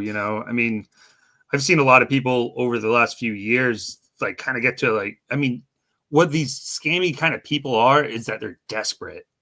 Right. Yes. And they figured out a way to manipulate people. And a lot of crypto is quite literally people stealing money from one another. Right. A lot of it, a lot of a lot of like these meme coins and stuff that launched that are supply controlled, like the team, people don't realize it. And I'll just put it out there, but like Brett, right? Brett was very supply controlled. That was dude, yeah. Oh yeah. It still is. I'm pretty sure the team held 70 or 80% of the tokens. Yep. I was just about to say 80%. Yeah. Yeah. So you talk about, something like that. And now everybody's fighting over the crumbs, more or less. Yeah. And these guys are sitting on, at this point, billions. I think. Yeah. That'd be like one of us launching a coin, a 1 billion 1 billion token distribution, but we have 800 million for ourselves. Exactly. So you just leave the crumbs basically on the table. It's like, hey guys, you poor peasants fight over the 200 million. I will decide when this chart goes up or down. Yep. Yes, that's exactly right. And what they do, and I've actually listened to them on a road trip on my way back from Michigan one time, and the chart did start taking a dip, and they went on this pump run for like 5 hours, and they're like pumping this chart to get it back to where it was before it went to the dip. And it was a 5-hour ordeal. I didn't listen to the entire 5 hours, mind you, but it was like I kept checking in, and they were still trying to get it back to where they wanted it. Once they got it, they just, all right, well, hey, you know what? It's been a long run. All right, we're good. Doop, ended the show. Yep. You know, it's just like it was, and the thing was, they were just begging people to just come on, we gotta get it up. We gotta get it up. We gotta get it up. And you just saw it. Just crip.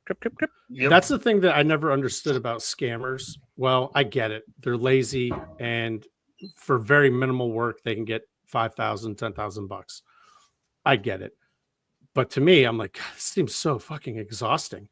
Why don't you just come up with something good and get rewarded based on how good it is, as opposed to trying to scam people out of their money and blah, blah, blah. I mean, that's the one beautiful thing. I mean, I think that's the best thing about what we have going on, besides like the other founders and the community that we have. We police ourselves. Yeah, definitely. Jake isn't tweeting like, hey, fuck that guy over here and fuck that guy over there and watch out for this guy over here and this guy's a scumbag and blah. He has to say that zero. He doesn't have to say that.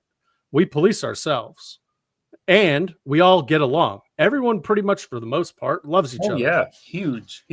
Which is also, I mean, it almost sounds kind of like hippie kumbaya-ish, but at the same time, it's like, haven't you been looking for that and searching for that? Yeah, I'm down with the hippie theme and the kumbaya. I mean, hey, no, you know what? It's way better than what the hell else is out there. Because what else is out there is an absolute war zone. Yeah, and it's not. I mean, just people stealing money from one another. Bro, people stealing from one another. Yeah. Look at the pump fund shit. I mean, look at the statistics of that. I mean, the people that actually make money are like next to zero, and then you see the scammers. Exactly. And then you see people posting like their profit and losses. I mean, they're not real. They're just right. Like, dude, like I made $1 million this week on a meme coin. Like I put in $120. Yeah. Now you're a millionaire and a huge influencer. Sure. I just checked it out. You have $14 in liquidity, so I'm gonna go ahead and call bullshit. Yeah. Brett's up to 1.65 billion market cap right now. Yeah, we got into it when it was at like, I mean, it went up fast, bro. It went up fast.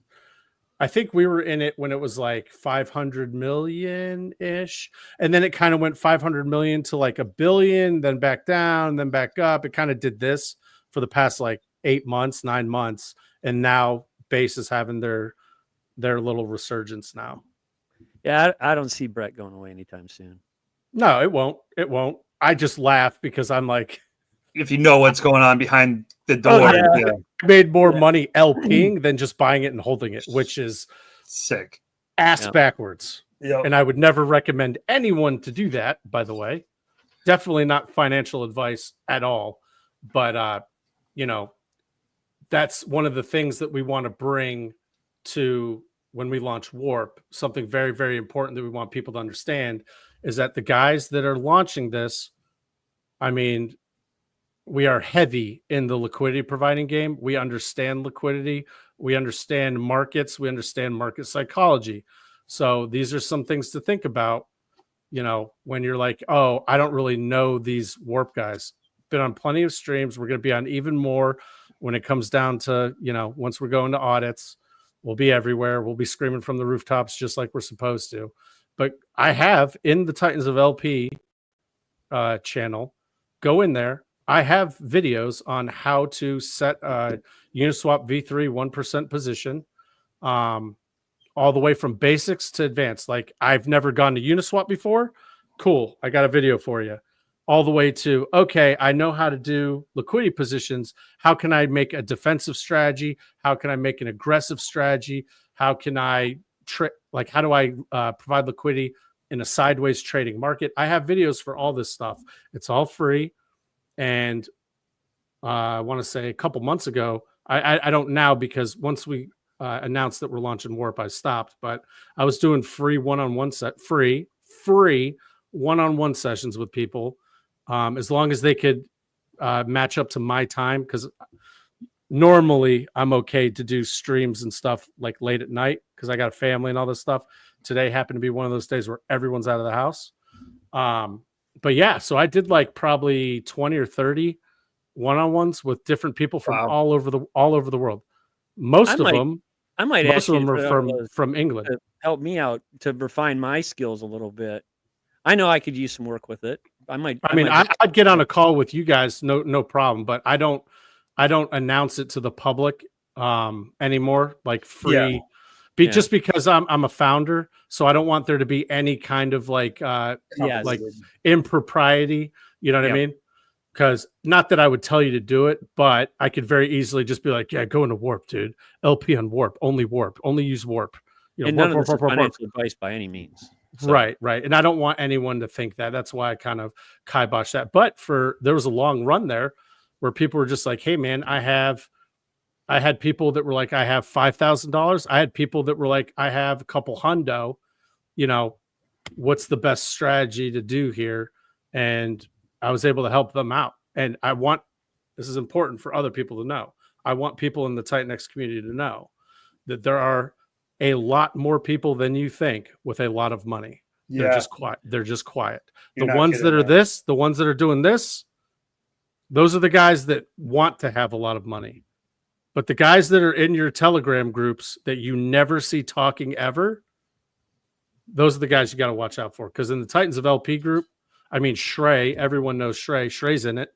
He's a friend of the channel. This guy could buy and sell pretty much damn near anyone in TitanX, damn near by himself.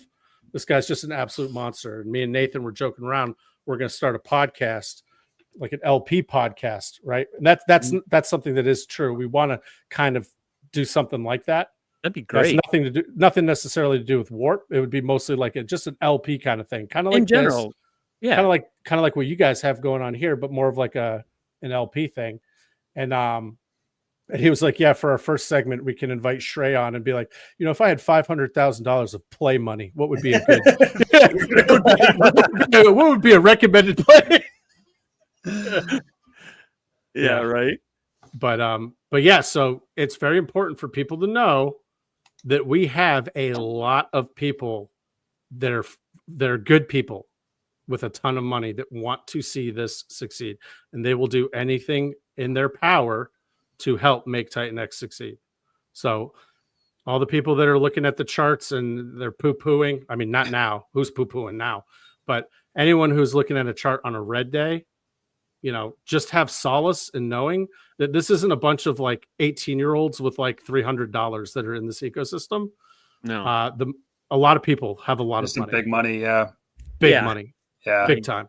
It's really interesting seeing the distribution across the protocols as well, because, you know, you can't just look at the TitanX distribution and say, okay, that's it. I mean, you can look at the liquidity pools there and get an idea, but there's guys in other protocols that are, you know, got their money tucked away in Dragon X, they got their money tucked away in Full, et cetera, et cetera. And needless to say, there's some freaking whales out there, and they want to see this thing succeed. But again, like you said, they're not the people that are noisy about it.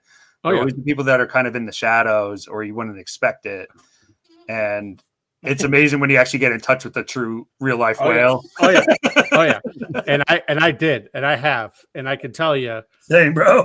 it's like, dude, I've never heard of you. I've never seen you. Yep. Like, they don't post on X. Nope. They don't post on, you know, blah, blah, blah. But what I can say is there's a reason why these guys are whales, right? There's a reason why these guys are whales. And if you look and see on chain, you can follow what the whales are buying. That could give you a good indication of, you know, what's to come. I mean, the other day there was like someone was chipping in $200,000 into TitanX the other day. Yep. Mm-hmm. That's pretty cool. Yeah, people are watching this, and I mean, I think the whole idea with TitanX too is that we're fueling a demand-based economy, right? Because what is TitanX without demand? And all these build on TitanX projects are all designed to create demand within TitanX, right? I mean, we saw what happened when Volt launched. I think that was a really, really good example. I mean, we're just breaching all-time highs, or local all-time highs, I should say, with TitanX. There's a lot of economic energy moving around. You know, even the projects that launch after Volt got like a good chunk of, you know, people kind of rotating, et cetera. And it's really powerful, the idea of building demand through TitanX. You know, like X28 is going to be a huge factor in that. You know, X28 is kind of the heart burning mechanism that's happening right now.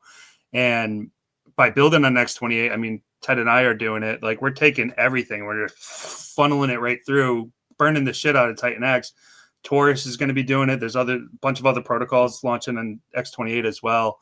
And it's just so important that, you know, we're not only reaching out to the inner communities, but we're reaching out to those outer communities as well. So I think it's really smart that you guys are accepting ETH as an input, for instance, right? Like, we're bringing more ETH into our economy. Because I'm excited to see these things start to unfold, because right now we're just in a pressure cooker. Dude, we're in a pressure cooker right now. And the reason why we wanted to go with ETH, we definitely wanted ETH. And then the reason why we pulled in Tink is because gas, when we started this, right before we started streaming today, gas was at 50 Gwei, right? And I was like, and I had said something to Nathan. I'm like, God, of course gas goes up high when Big Mike Stud is about to launch his, his thing. And I was like, are you fucking kidding me right now with this Gwei price? And but that's really honestly one of the reasons why we wanted to utilize the coins that we chose, because we feel like plenty of people have big bags of each of these coins. We don't want you to have to swap into one and then start swapping, and we don't want you to lose money. The other cool thing is, well, I think it's cool, is that we will be able to, for the user, the fee that the user gets when they call the buy and burn, we're going to be able to turn that up and down. Yep. So like if gas is like stupid, and we're going to be able to adjust it so that, because we don't want anyone to hit our buy and burn and lose money. You know, we want you to be able to at least make a couple bucks or whatever that looks like, but we don't want you to lose money, because no one's going to hit the buy and burn, right? Of course, yeah, that's important, man. So how many buy and burns do you have in Warp? It's nothing crazy. I mean, we're going to have like the buy and burns is going to be like 3 buy and burns. Those are the main ones. Yep. And then we're going to have some user called functions for compounding back into our Tink farm. That's a good idea. And then another one for nuking the Tink fees, burning the Tink fees. Is there a reward built into that? Mm-hmm. Cool. Nice. Yeah. That's a great idea. Yeah. Just like everything else. And it'll be pretty cool, because we'll be able to have like, Tink burn party streams or something. You know what I mean? Yeah, man. Like, absolutely. Or like when the Tink auction opens, we'll stream for like, all right, DGen Tink stream, here we go. You know what I mean? Or something like that. We can have fun with it. And that's the whole point here, is it's got something for everyone, right? And four main liquidity pools: ETH, X28, Hyper, and Tink. Yeah, and here's the other important thing, is that we're going to be creating a bunch of liquidity pools. So, if Warp is extremely successful, that'll be because of us.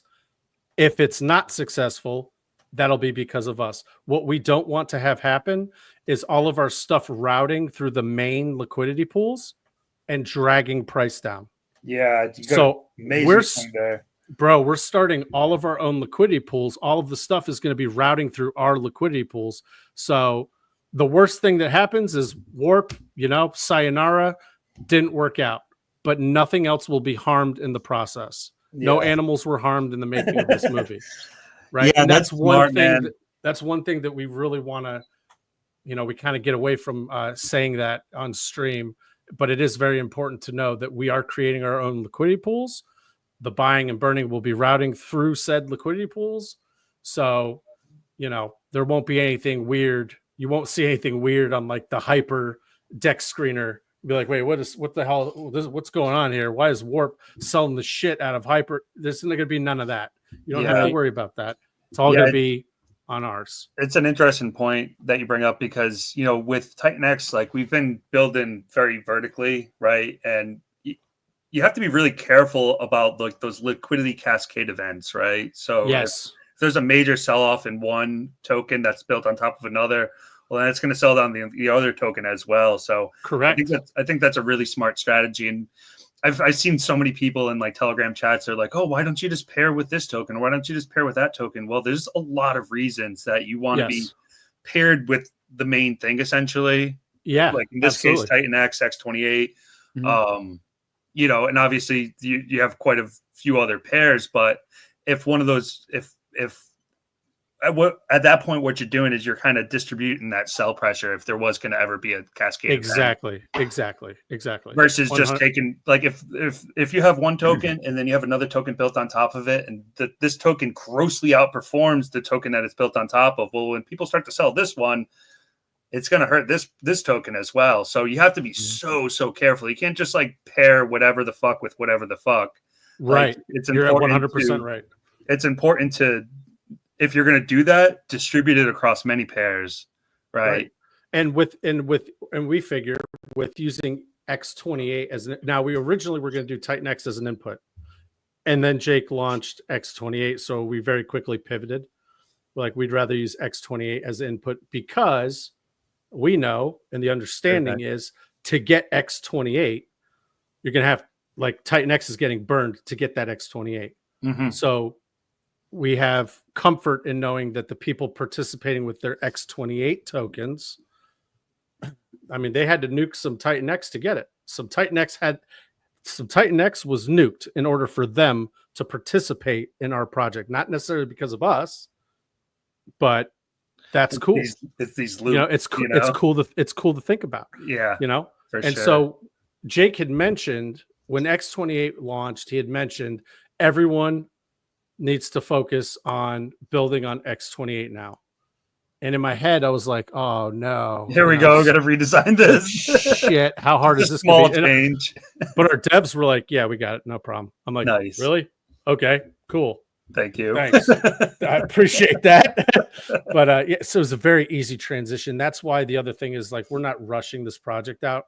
Originally, we were looking at launching like early December. Yeah, I remember that. But then the whole X28 thing, that whole thing happened. We had to pivot, and we were like, you know what? We're going to pump the brakes. There's a lot of stuff coming out, and we want to be able to give some of these guys some breathing room instead of just something comes out every day. A protocol's coming out. It's like, let's give these guys a breathing room. And Mike, who's coming out today, Mike is built on Hyper.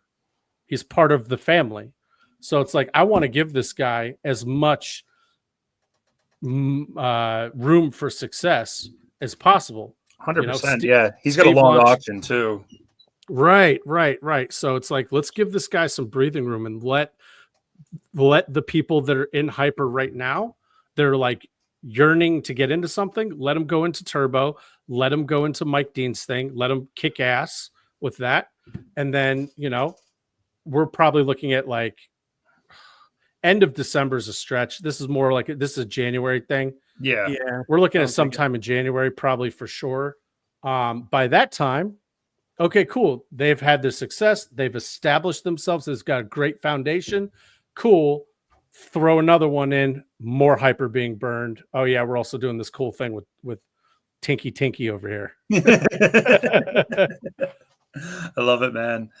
Yeah, I think the ease of accessibility for people to get in with multiple input tokens is really important. And it's cool how you have it set up with the 4 different auctions. There's a lot of opportunity there. And I think it creates a level of stickiness, right? That people are going to, you want somebody to pull out their phone in the middle of dinner to be checking their ROIs. You know what I mean? Right. Like that's when like you built something that people like and can interact with and and stay tuned with. I think that's really important. What we did with Mizuki is that we did an ETH, TitanX, and X28 input. So we're kind of running it that way. ETH multiple inputs, right? Multiple exactly. inputs, right? And it's all just one button. So you don't have to go to X28 website. Basically, if you enter in with ETH, it'll buy TitanX. TitanX will convert to X28. Does the work for you. Beautiful. Yeah. Same thing with TitanX. Just converts over to X28, burns half of the TitanX.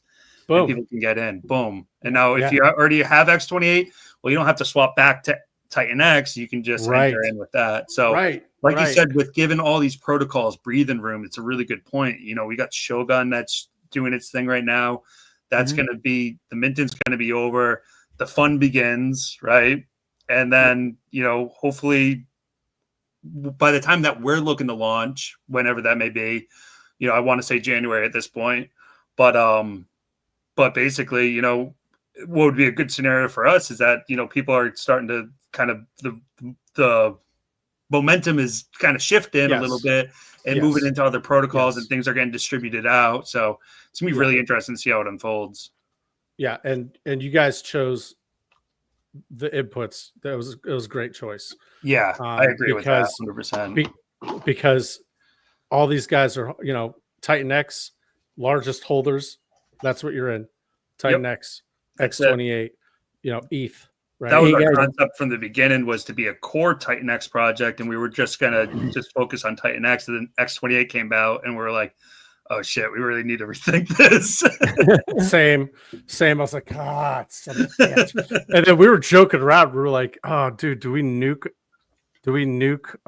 like Tank for Shogun or something?" We're like, "No. We got to keep the degen auction Tank." That's a pretty sick idea, and I like how you have the auction claimability spread out as well, which I think is really smart. Yes.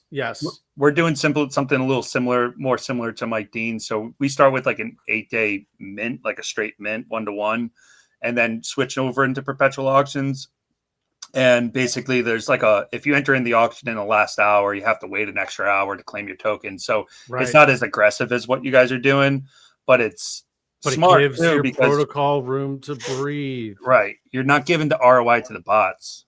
That's 100% right, dude. Let them try. Hey, if you're a bot or you want to play that game, go for it. You can get in. Bots don't read the white paper, do they?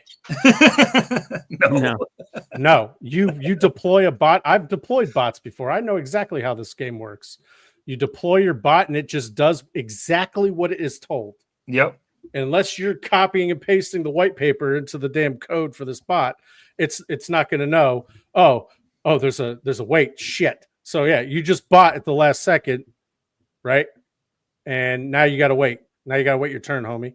Yep. And I think what'll be interesting is to see, at least for us, one of the interesting things is like, you know, with all the auctions that are coming out now, what you're seeing for the most part is everyone just sits around and waits for the last hour to see when the ROI is, and then they all hop in, right? Knowing that it's going to go down, but it's like, maybe there's a chance I get some of that ROI. Well, for us, it's going to be interesting to see if the participation is loaded on the front end, on the front half of the day, because, you know, now people are going to know, you know, I can't wait that last hour. And do you want to wait that last hour? That's the other thing. Do you want to wait that last hour to get into that auction, knowing that you're not going to be able to claim it in 12 hours? Yeah, it just enhances the game theory just that much, you know. And again, it gives, if there is an ROI to be made there, it gives it to the user, which I think is important, right? Right. I mean, everybody's entitled to make money, by however means necessary when they're interacting with the protocol. So if they figured out something that works, keep doing it. Right.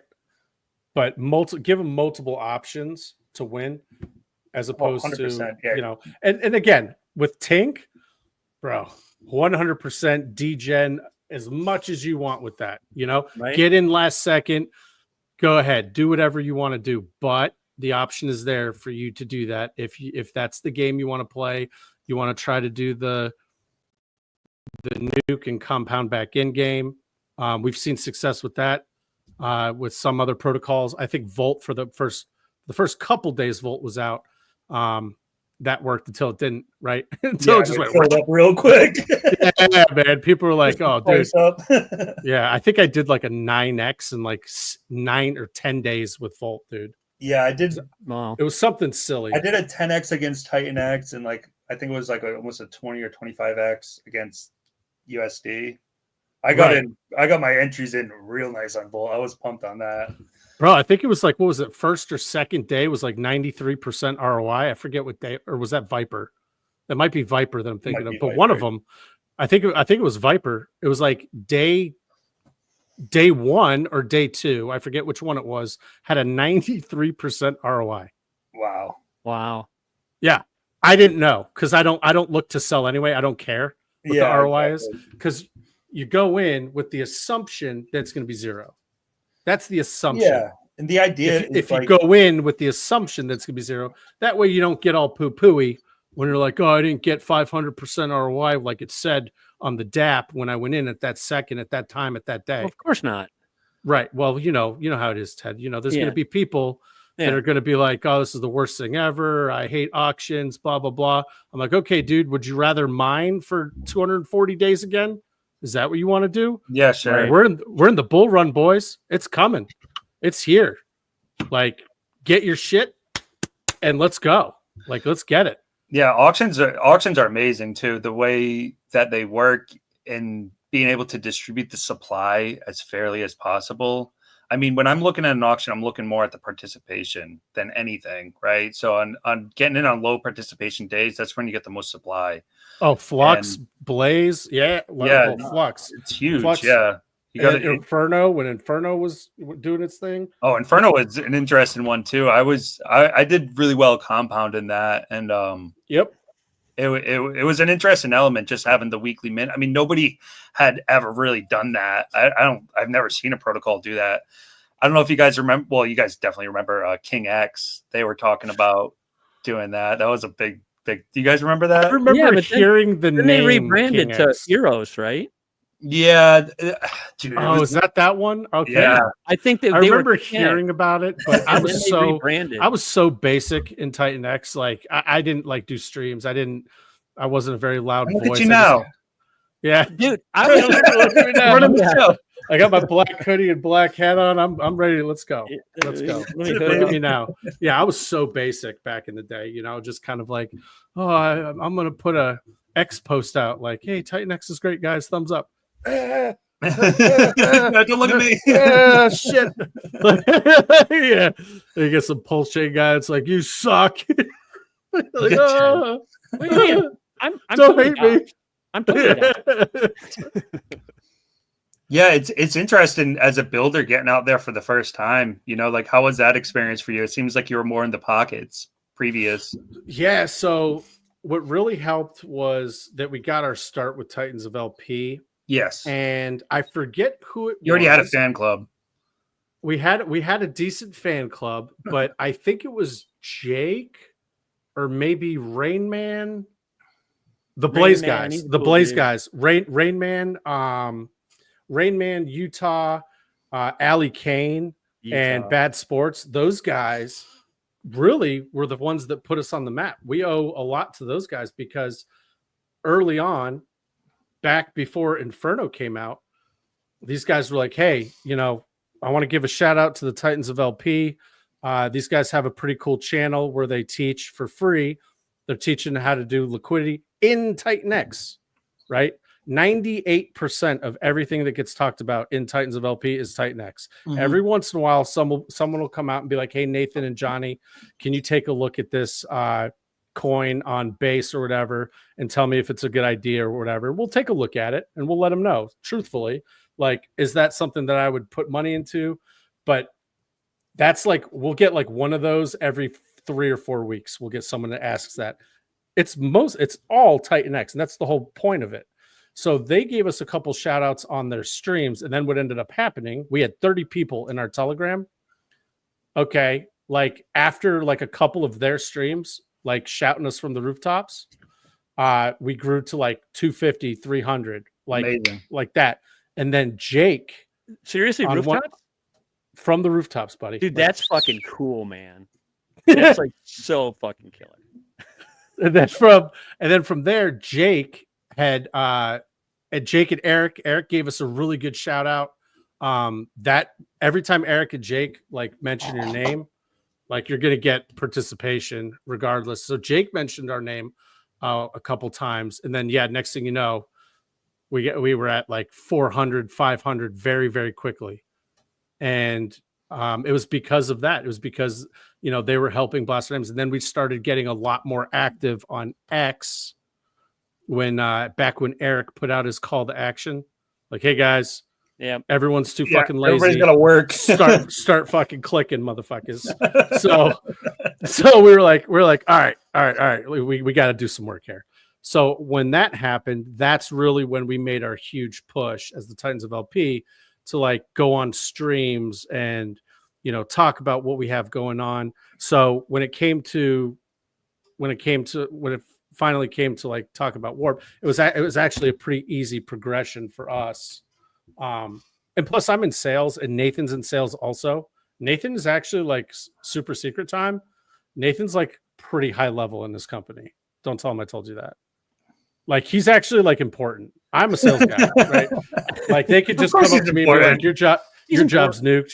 Your job's nuked. Nathan, he's a dad. Nathan, we're both dads. I got two girls. He's got a girl and a boy. He's got a girl and a boy. Family guys. Obviously, that always comes first.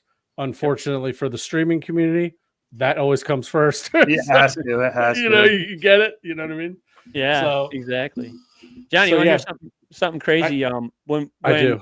Rudy and I first started talking, and this is a protocol I don't hear talked about much, and I want to bring it up. But originally, I proposed to Rudy that I wanted to build on Hydra. Okay. So that's one thing that maybe I'm mistaken, or correct me if I'm wrong, but I don't hear a whole lot about Hydra whatsoever. No, and you won't until it gets like one little monthly green candle. Right. Once Hydra gets its like monthly green candle that's like, a little bit bigger than just like a little nubby. Yep, yeah. Once it gets its first little monthly green candle, that's when you'll start hearing people talk about it. But if you're looking to buy something, that's usually not the greatest time to buy. You want to buy when the price is depressed, when everyone's like, this was the worst idea ever. Fuck you for coming out. You saw what I sent you last night. Oh yeah. Yeah. It'll happen. Hydra jumped. Who nuked that? Who nuked that 88-day miner? You know what I mean? Yeah, that hurt. Right. Yeah. So it's like we've already seen this happen. We've already seen like the game it's been written on the wall. Now, you just gotta wait. This is the hardest part for most people. Yeah, is just sitting on their hands, not getting emotional because maybe Pulse Chain or maybe there's something stupid on Base or Solana that's going up. Yep. You can't have like candle envy in this game. You will not make it. I kind of wanted to bring that up because a lot of people just recently claimed their 88-day miner, me being one of them. Oh, I claimed it. Yeah. Yeah. And so on. And so it's like, okay. But, it's just, I just wanted to bring that up because, it's not exactly something that you look at and you have a big smile on your face right now. But in time, yes, definitely. And I just wanted to, I guess, present a reminder to let people know that, if you did claim an 88-day miner and it wasn't the greatest and you're looking at the chart, it's not exactly something to be super excited about, but patience is the key. But you're up 40% today than you were the day you claimed it. Exactly. If you held it. If you held it. Yeah, exactly. If you didn't let us hand it, that's fine. And that's fine. If you want to, no. For 88 days and then just let us hand it. Yeah. And then one day later, 40% up. You're like, fuck. Like, bro, that's how the game is played. Yeah. Yeah. No, you're right. It took me 2 cycles to get my shit together and learn you're not better than the market. You're not smarter than the market. You will not be able to out trade the market. Out of 100 people, two people might make it trading, and they're only going to make it from now until a year from now. That's it. That's when they make it. Yeah, they got a short window of opportunity. You might have 3 people that come out 10%, that do 10% in a year. Okay, you might as well just put your damn money in, S&P 500, if that's what you're chasing is 10%, how many trades, how many taxable events did you just incur to do that? How much money did you pay in gas every single trade? Like, that's not where it's at.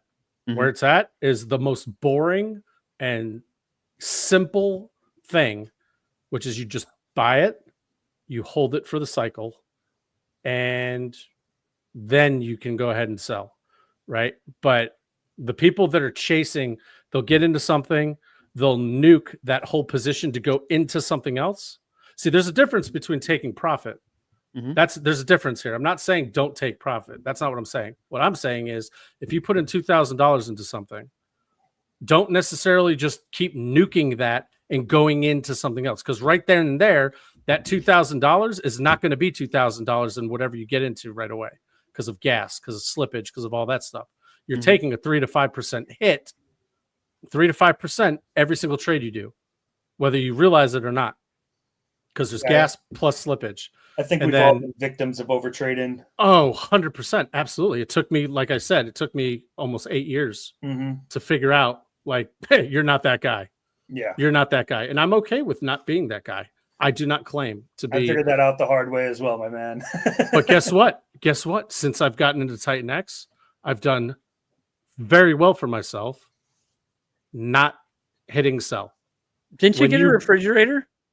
Oh yeah, no, well, not a dishwasher. So dishwasher. I was telling Ted back in our DGen base LPing days, we were making so much money. My dishwasher had nuked on me, and my wife was like freaking out. I was like, I'll just buy one. Let me turn the money printer on. She calls it the money printer whenever I LP. She's like, because that's what it is, right? It's literally like your own money printer. You're your own bank. So it's like, all right, it's like, well, shit, we made definitely enough to get a dishwasher today. So here's your, $1,000 or $1,200, whatever it cost. Yeah. And we got a dishwasher because of LPing in fees that I made in one day. Honestly. And it wasn't, and it wasn't because I had $500,000 I was LPing with. That was off like a $5,000 LP position. That's a great point. Like, I heard Jake say something recently about basically like treating crypto as just-in-time liquidity, right? Like, if you need something, like, you can sell a little crypto and get what you need, but don't sell your whole bag. No, man.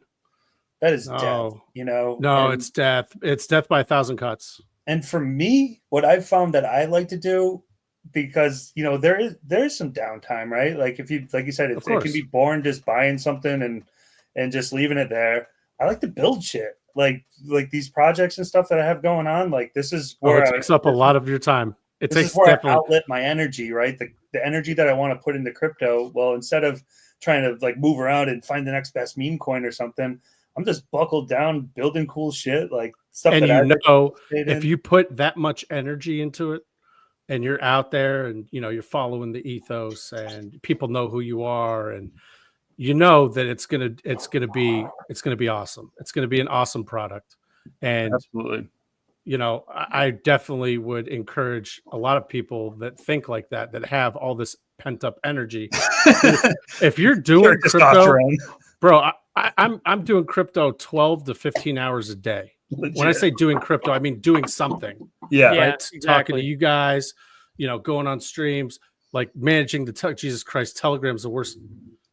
Whoever, that guy, that Russian dude that invented Telegram, he's got like a team of only like 13 people or 30 people or whatever, which is crazy to think about. But, God bless him and damn him at the same time. Oh, yeah. Because Telegram is such an absolute time suck. Yep. And then you'll get wrapped into these meaningless arguments. It's like, it's like arguing with my kid. My kid's 5. and I'm like, why am I arguing with you right now? I already know that I'm not going to persuade you into my way of thinking. And it's like, what? I'm arguing with kids. I don't care how old you are. If you're on Telegram arguing, you're a damn kid. And just, maybe take that energy somewhere else. I don't have time for that. No one has time. Now, if someone like argues with me, I just ignore it. And then they get pissed off because I don't respond. So then they're in my DMs like, why didn't you respond to me, bro? I'm like, how did you get to DM me? I thought I had my security settings on properly. Speaking of Telegram, yes. Speaking of Telegram, yes, I believe it was yesterday. Started a new Telegram channel for the TitanX Lounge. Oh yeah, I'm in there, bud. Yeah, I saw that, and I appreciate the love. It's all good. And, it's great. It's like this, but like typing. It's like the yeah, same thing. And, it's yeah, and it's just like chilling. That's it. Yeah, it's 365, just a collab spot, just to go in and put ideas, share thoughts, ideas, whatever, you know. It's just not a whining spot, though. Don't come in there and try whining. No, exactly. Like, no, man. You come in the lounge and you gotta complain. I don't know what you're gonna complain about. We need good energy, and honestly, that's most of it. It's just it's just mutual respect. Like, there's ways to like present a point without being a fucking dick, right? Or there's a way to present something without it just being interpreted as FUD. Like, people don't think about. I don't know. I'm really like careful about this, but like the way that I type something or say something, like I try to be so careful because things can get misconstrued, etc. But yeah, I mean, we wanted to make the TitanX Lounge just a place so that people can go and just be nonchalant, like just hang out like we're doing right now, just talk about things. Like, if there's sensitive subjects, fine, but just respect each other. That's it. Simple. Dude, I'm gonna tell you right now, if you want an amazing mod, Nathan. Put him, make him a mod, because I'll do it right now. He's gonna hate me. He's gonna hate me for saying this. He hates just it when assign I say it to this. him, and then tell him I'll pay him in a tink. Dude, I'm gonna tell you right now, this guy has the patience, literally, of a monk, and his name is Mindless Monk on Telegram at Mindless Monk. Oh yeah, but he is the exact opposite of me. So we're like yin and yang. So me, that's a good thing, though. I'm an awful mod. I don't want to say I'm awful. I just don't have time for the bullshit, and I don't care to hear your side of the story. If you come in like hyper aggressive, if you're coming in aggressive, like someone came in, I'm a mod in Vault. I think it's the only channel I'm a mod in, right? Someone came in there a couple weeks ago, and I don't even know if Steve saw this. I hope he didn't, because it was very, very aggressive, and I wouldn't want to see that. Someone coming at me like this, but someone came in there and said something like along the lines of, "You better watch yourself because a lot of people put a lot of money in this protocol." If you come in to any channel that I'm a mod in, well, I'm only a mod in Vault, so stay the fuck away from Vault if you're going to talk like that. Because I was just like, ban. And what ends up happening? Let's remind everybody: if you get banned in the Vault chat, that means you get banned in the Viper chat, you get banned in the Turbo chat. Anything that Steve does, you're banned in, because he has one chat. So you better watch what you say. You could make a point without having to be aggressive. And then the very next thing I said was, does anyone else have anything cute to say? Bro, no one talked for like half an hour. No one said shit for half an hour. That's good. Hey, you know what? Like nothing, not even like hello. Like there was like no talking for 30 minutes. And you it was set like the bar there like, for, you know, collect your thoughts and just understand. I don't care. I don't care if you're whiny and you want to get back in and don't come asking me to bring you back. If I ban you, I'm not bringing you back. Someone else might be able to, but it's not going to be me. And I very rarely have to ban people, right? I think I've banned 3 people in my whole life. But Nathan, holy shit, this guy is like a psychiatrist. He'll be like, tell me how that makes you feel. Dude, you know, and by the end, he will turn you into an absolute homer of whatever you're complaining about. He will turn you around, and you will be like, the next thing you know is this guy is the one championing, like it happened in Hyper, TitanX, like all the ones that he's a mod in. If you look at some of the guys that are like all about it now, they started off by being extreme FUD. And then Nathan just has a way of like calming you down, and without like getting arguing or defensive. Not me, dude. I'll put the gloves on and I'll smack you in the face. I don't give a shit. Dude, that is so good. So if anyone's looking for that kind of a mod, I'm your guy. I don't give the bad hammer. Bad hammer, dude. Absolutely. Bouja's a good time too. I don't know if he's in any of your, if you know who he is. Yeah, I know who he is. Yep. Oh, dude, you get him to mod, he will clean shit up, and he lives across them earth. So when you guys are sleeping, like that's when he's in there making sure.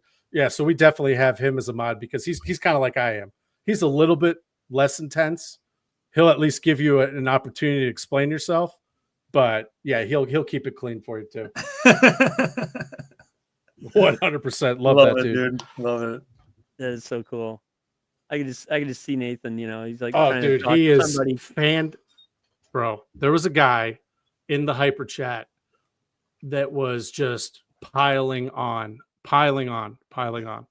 Nathan finally gets in there. Next thing you know, this guy he's kind of flipped the way that he goes about saying his point. Mm-hmm. And then he comes and joins the Warp Telegram, and he's like a big supporter of Warp now. But that was because Nathan gave him time and gave him, let him explain himself and just get the emotions off his chest. And then, now he's one of the biggest supporters of both Hyper and Warp. That's so cool. Happens all the time, though. No, I like Nathan from the start, man. Just from the first time I streamed with him, I was like, this dude's pretty chill, man. And he's just funny. I think he's hilarious. He's got a funny sense of humor. I'm pretty sure someone's going to have to fact check me here, but I'm pretty sure I remember him telling me he lived in Japan for quite a while and studied with actual Buddhist monks. I thought I heard something that he was somewhere as well, but I can't exactly say. I'm pretty sure that's the story. Yeah, Utah, I'm with you, bud. Axeman. That's right. Well, we got kids, we got families, we got shit to do. We've already heard whining our whole life, with these little nuggets and rugrats. It's like, dude, I already have to deal with that at home. I'm not trying to deal with that with my fake internet money friends. Yeah, right. And it's like, at some point that the people whining and complaining now are going to be the OGs in the next cycle, right? They're going to be the ones that aren't whining and complaining because everyone has to go through this progression of just, what the hell did I put my money in? I'm stupid. The founder is dumb. I don't like the way that he shaved his beard today. Woe is me, red candles. Those are the people that haven't lived through a bull market yet. Once you actually live through a bull market and you get to experience just a little tiny bit of that euphoria that you're going to get, I mean, you're going to start talking to people and asking to move in with them and like sleepovers. Like, when like you're drunk at a party, you're like, dude, we're going to build a business together. Fuck yeah. Then you wake up, you're like, that was the beer talking. I'm definitely not opening up a Papa John's and fucking Minot, North Dakota with you. I love you, man. I love you, man. We're about to get there. We are about to get there. And you think it's kumbaya now. I mean, you guys know. I'm not telling you nothing, but like I really wish that more people would understand what's about to come. I think that everyone's still kind of on pins and needles. They don't really know. They've heard about this crazy bull market. It's not our turn yet. It's not our turn yet. These things happen in mini cycles, right? Bitcoin, ETH, alts, Bitcoin, ETH, alts. It happens every time. This is how it works. It's just like we had our time. Day 280, we had 3 green monthly candles that put us from here to here. In 3 months, it was just this for 3 months. Okay, when you do that, there's going to be a significant cool-off period. Yep. We're going to get our time again. We just have to wait our turn. Yep. And that's the hardest thing for people, I think, is being able to just buy something and sit on it. Yeah, there was an energy loss that kind of it swept in, and because the dopamine got cut off. Yeah, and the thing is, though, I'm getting a sense that it's starting to revitalize a little bit. Oh yeah, I'm starting to see 75% up will do that. For sure. I'm starting to see faces that I haven't seen in a while, like months, are starting to pop back in. So that's good. I mean, and the armies, they got their nap and they got their chow, so they're ready to go back at it. So let's do it. I mean, that's what it's going to take. Yeah, it's all a matter of time, man. We haven't even seen Bitcoin dominance drop yet. Right. Once so many things that have to happen here that people that have never been in crypto, or this is their first cycle, maybe they don't really quite understand the market cycle, how it works. I don't know if Jake has his old streams on his YouTube channel, his old ones from like 2 years ago, 3 years ago. But I would highly recommend, if they are up there, to watch them, because he goes in depth really well about market cycles and how they work. And he was one of the first people to kind of shed light for me. And then I dug in more. I did my due diligence. I did my research. And, you know, you learn very quickly that, oh, yes, this happens in cycles. Every 4 years, the cycle happens a very specific way. We are following the cycle to the T right now. Yeah, truly. Have you guys started having people pop out of the woodwork in real life and ask you about your magic internet money? My gas station attendant. Funny. Yeah, you keep talking about that, dude. I love this guy. I love this guy, bro. It's a gas station called Ratty Daddy's. It's badass. It's right down the street from me. This guy's from like Jordan, okay? And his dad's awesome. Him and his dad, they run it. And I had told him months ago, I gave him a sheet of paper, and I'm like, because he knows that I'm in it. I talk about it all the time.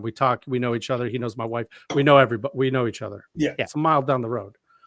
So I'm in there 2 times a day. And I'm always talking about crypto, right? I'm not trying to sell them on anything. I'm just telling them, hey, look, man, I'll go in there and I'll give them a brief little 2-minute, 3-minute overview on the market. Just, this is what's going on. This is what's going on. This is where we're at in the market. Well, I went in there the other day, and he's like, you're probably doing really good right now because Bitcoin's really high. I'm like, I'm doing all right. And he's like, I asked him, like, did you ever take a look at the things that I gave you? He's like, dude, I don't know how to get a wallet. I don't know how to do any of that shit. I was like, would you like me to teach you? I will come to your house and I will onboard you very specifically.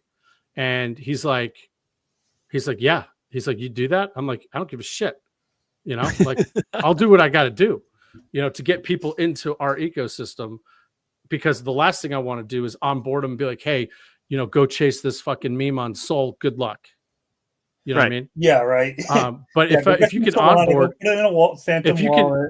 what I think really is impactful is if you can show them what's going on in crypto, right? Why crypto has a bad name for a lot of people.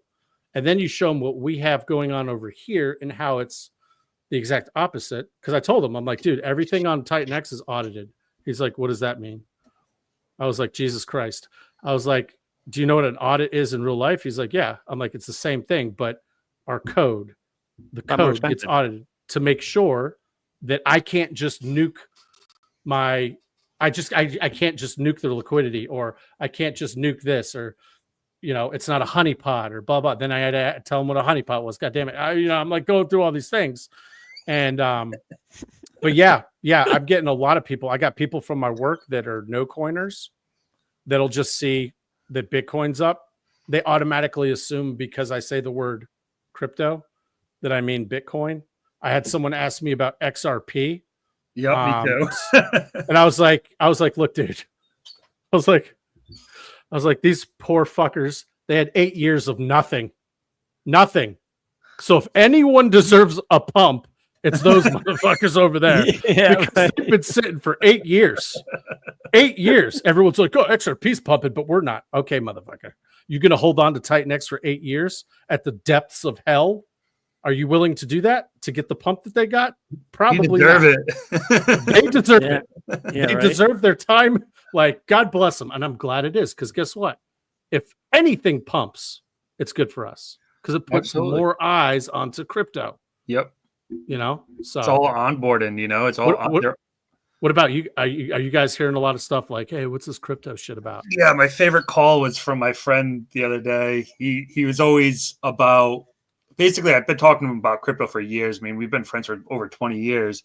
And, you know, he was always like, oh, no, it's like fake money, blah, blah, blah, blah, blah. Well, now Trump endorses crypto, and he's a big Trump guy. And he calls me up when Trump got elected, and he's like, yeah, I kind of see where you're going with that crypto stuff, blah, blah, blah. Like, you know, how's it going? It's going well. Pretty fucking good. Pretty good.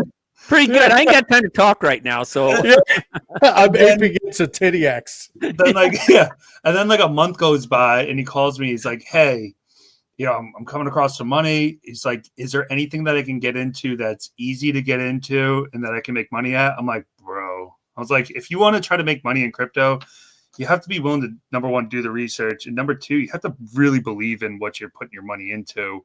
Right. Like, you have to like understand these things inside and out. Like if it's a meme, well, that's a different story, but you still have to believe in the meme, right? You have to look at that picture of the cat or whatever the fuck it is and be like, yeah, that thing's worth $1 billion. But at the end of the day, the most important thing that I was trying to drive home for him, I was like, bro, I've been doing this for years. And there's no easy way. I'll tell you right now, there's no easy way to make it.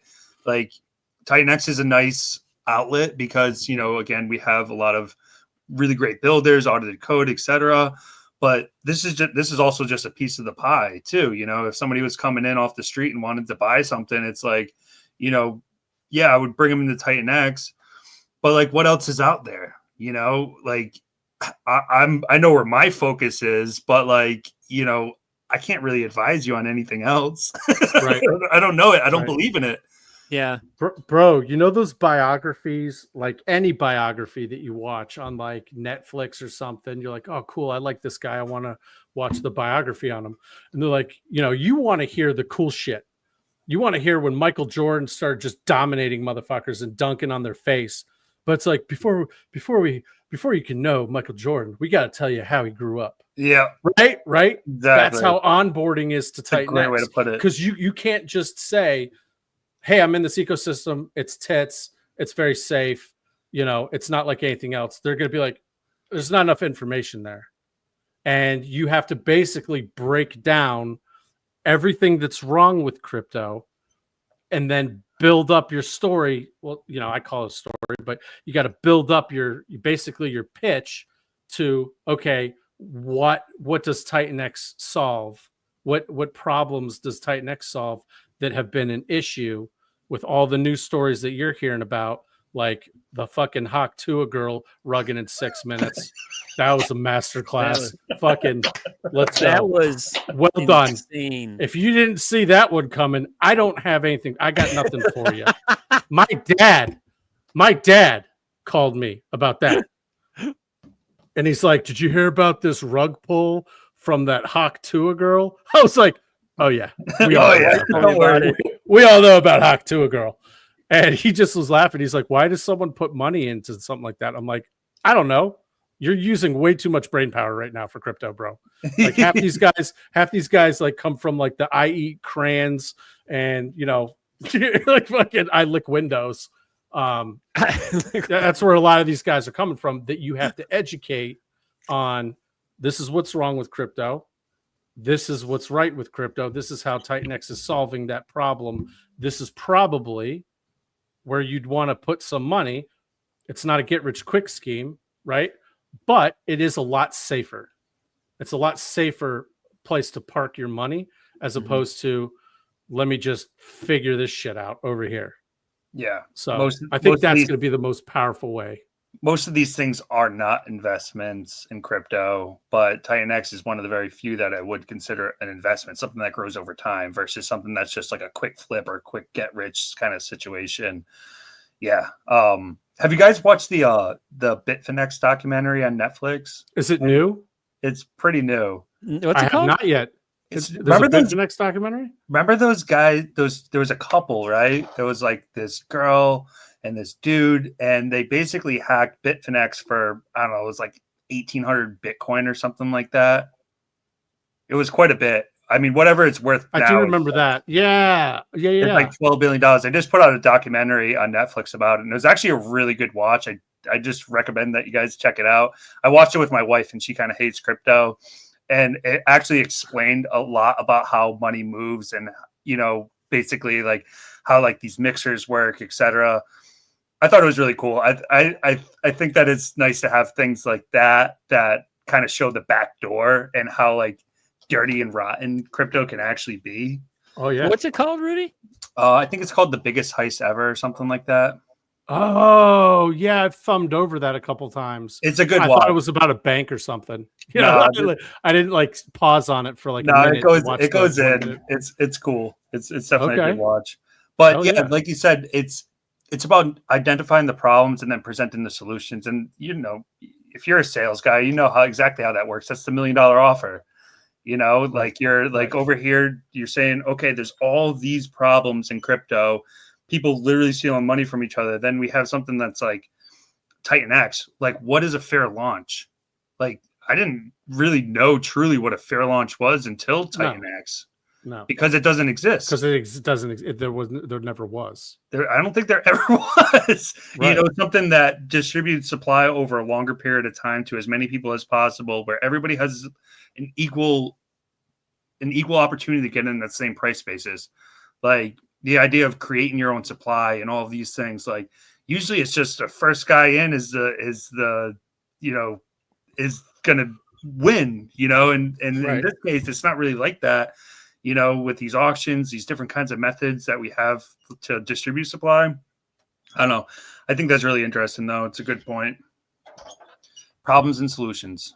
Another movie recommendation that came out on a stream was from Nathan, Secret Level. That's on Prime. He mentioned that in the stream. I think it was last week. I started watching that. Wow. Interesting. Very interesting. It's just it's on Prime, and it's a series of like these short stories and movies and stuff. Some of it is computer generated, others isn't. A lot of big actors and stuff in it, but it's a wild ride, man. It's just like, it's not a movie. It's a series of different little short movies. It's quite interesting, and now I'm hooked. So I got to finish the series. What's it called? It's called Secret Level. Secret Level on Prime. Pretty trippy. I'm always down for a good time. Yeah. I'm not gonna lie, dude. You guys could probably relate. At night, I don't get to watch any TV or anything until my kids go to sleep.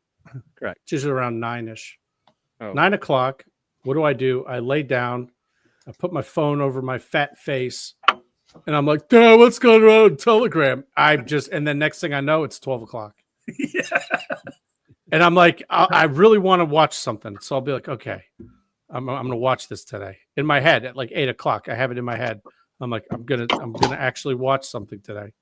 Nope. I did that last night, Johnny. That's exactly what I did. I end up watching a stream or something with you guys. No, I actually, I'm like, well, there goes that. I went out of my way. I set the time aside. I even got a snack. I got a drink. I had my phone, got the movie started. I don't know, 20 minutes into it later, I woke up like at 3:30. I just fell asleep. But I took the time to actually set myself up to do that. So I got to go back and watch what I meant to watch last night. I'm so bad because I have this But I needed it. I needed it, dude. It's like addicting, right? Crypto is very addicting. And that's one of the first things I tell people is one doesn't simply invest into crypto. Like you have to prepare for 5,000 rabbit holes, elevators, waiting rooms, everywhere. You're in it. You're in it. Like there is no just, I'm going to go on Coinbase and just dump some money in and we'll see what happens. That's not how crypto works. For some people it is, but for all the people that are really, really good and do really, really well in crypto, man, I can't think of how many hours and days I've put into this, doing due diligence, doing market research, doing streams, building a protocol, managing Telegram. I mean, the amount of time and effort that it takes to like fully grasp, because DeFi is crypto's one thing. DeFi is a whole nother beast, whole nother beast. Yep. Because 90%, no, higher, 99% of the people I come across are, I got a great story for you guys. 99% of the people I come across are just like, what do I got to do? Open up a Coinbase or Robinhood account and buy this? And like, sure, dude, fucking go for it. I don't have time, bro. I don't have 3 years to explain how DeFi works and bridges. Like, holy shit. When I had to use a bridge for the first time, I almost pissed myself because I was like, where's this going? Yeah. It's getting nuked on here and then getting it gets magically appears over here. Like, how does that work? How do the intricacies work there? Then you got like multi-sig wallets. That's another level. You're like, what the hell's a multi-sig wallet? Like, oh shit. Okay, what's this? Ledgers, Trezors, all this crazy stuff that people that are just like hearing the word crypto, no clue about. But that's how you know you're early, right? That's how we know we're early. Yeah. Once I start getting that flipped, and people are like, yeah, dude, I just opened up a Rabby wallet. It's badass. I can check my NFTs. I can see where I'm LPing on it. So fucking cool. That's when you're like, oh, fuck, top's in. We're done we're done. Crypto's done. It. You're over. But I have full faith that the average user is too lazy to learn about that yet. Yeah. Until it slaps them in the face. Here's my great story for you. The other day, my wife's parents had this massive Christmas parade in their little town. I call it massive because they live in a very small town in Kentucky, but every year they do this massive Christmas parade. Well, my wife's parents had some friends visit from New York. They're my age, right? Because they were customers of my wife's mom. My wife's mom makes mascots for like the NBA and shit. Cool. Well, this couple in New York City from Manhattan, they were friends, and they wanted to be in the parade. And my wife's mom, she made mascots for the parade. So they flew from New York and to be in this parade. So we had a dinner afterwards. We're at my wife's parents' house. We're sitting around the table, and I'm just getting to know these guys. It's a guy and his wife. And I'm like, what do you guys do? And they both work in finance. Surprise, surprise, because they live in Manhattan.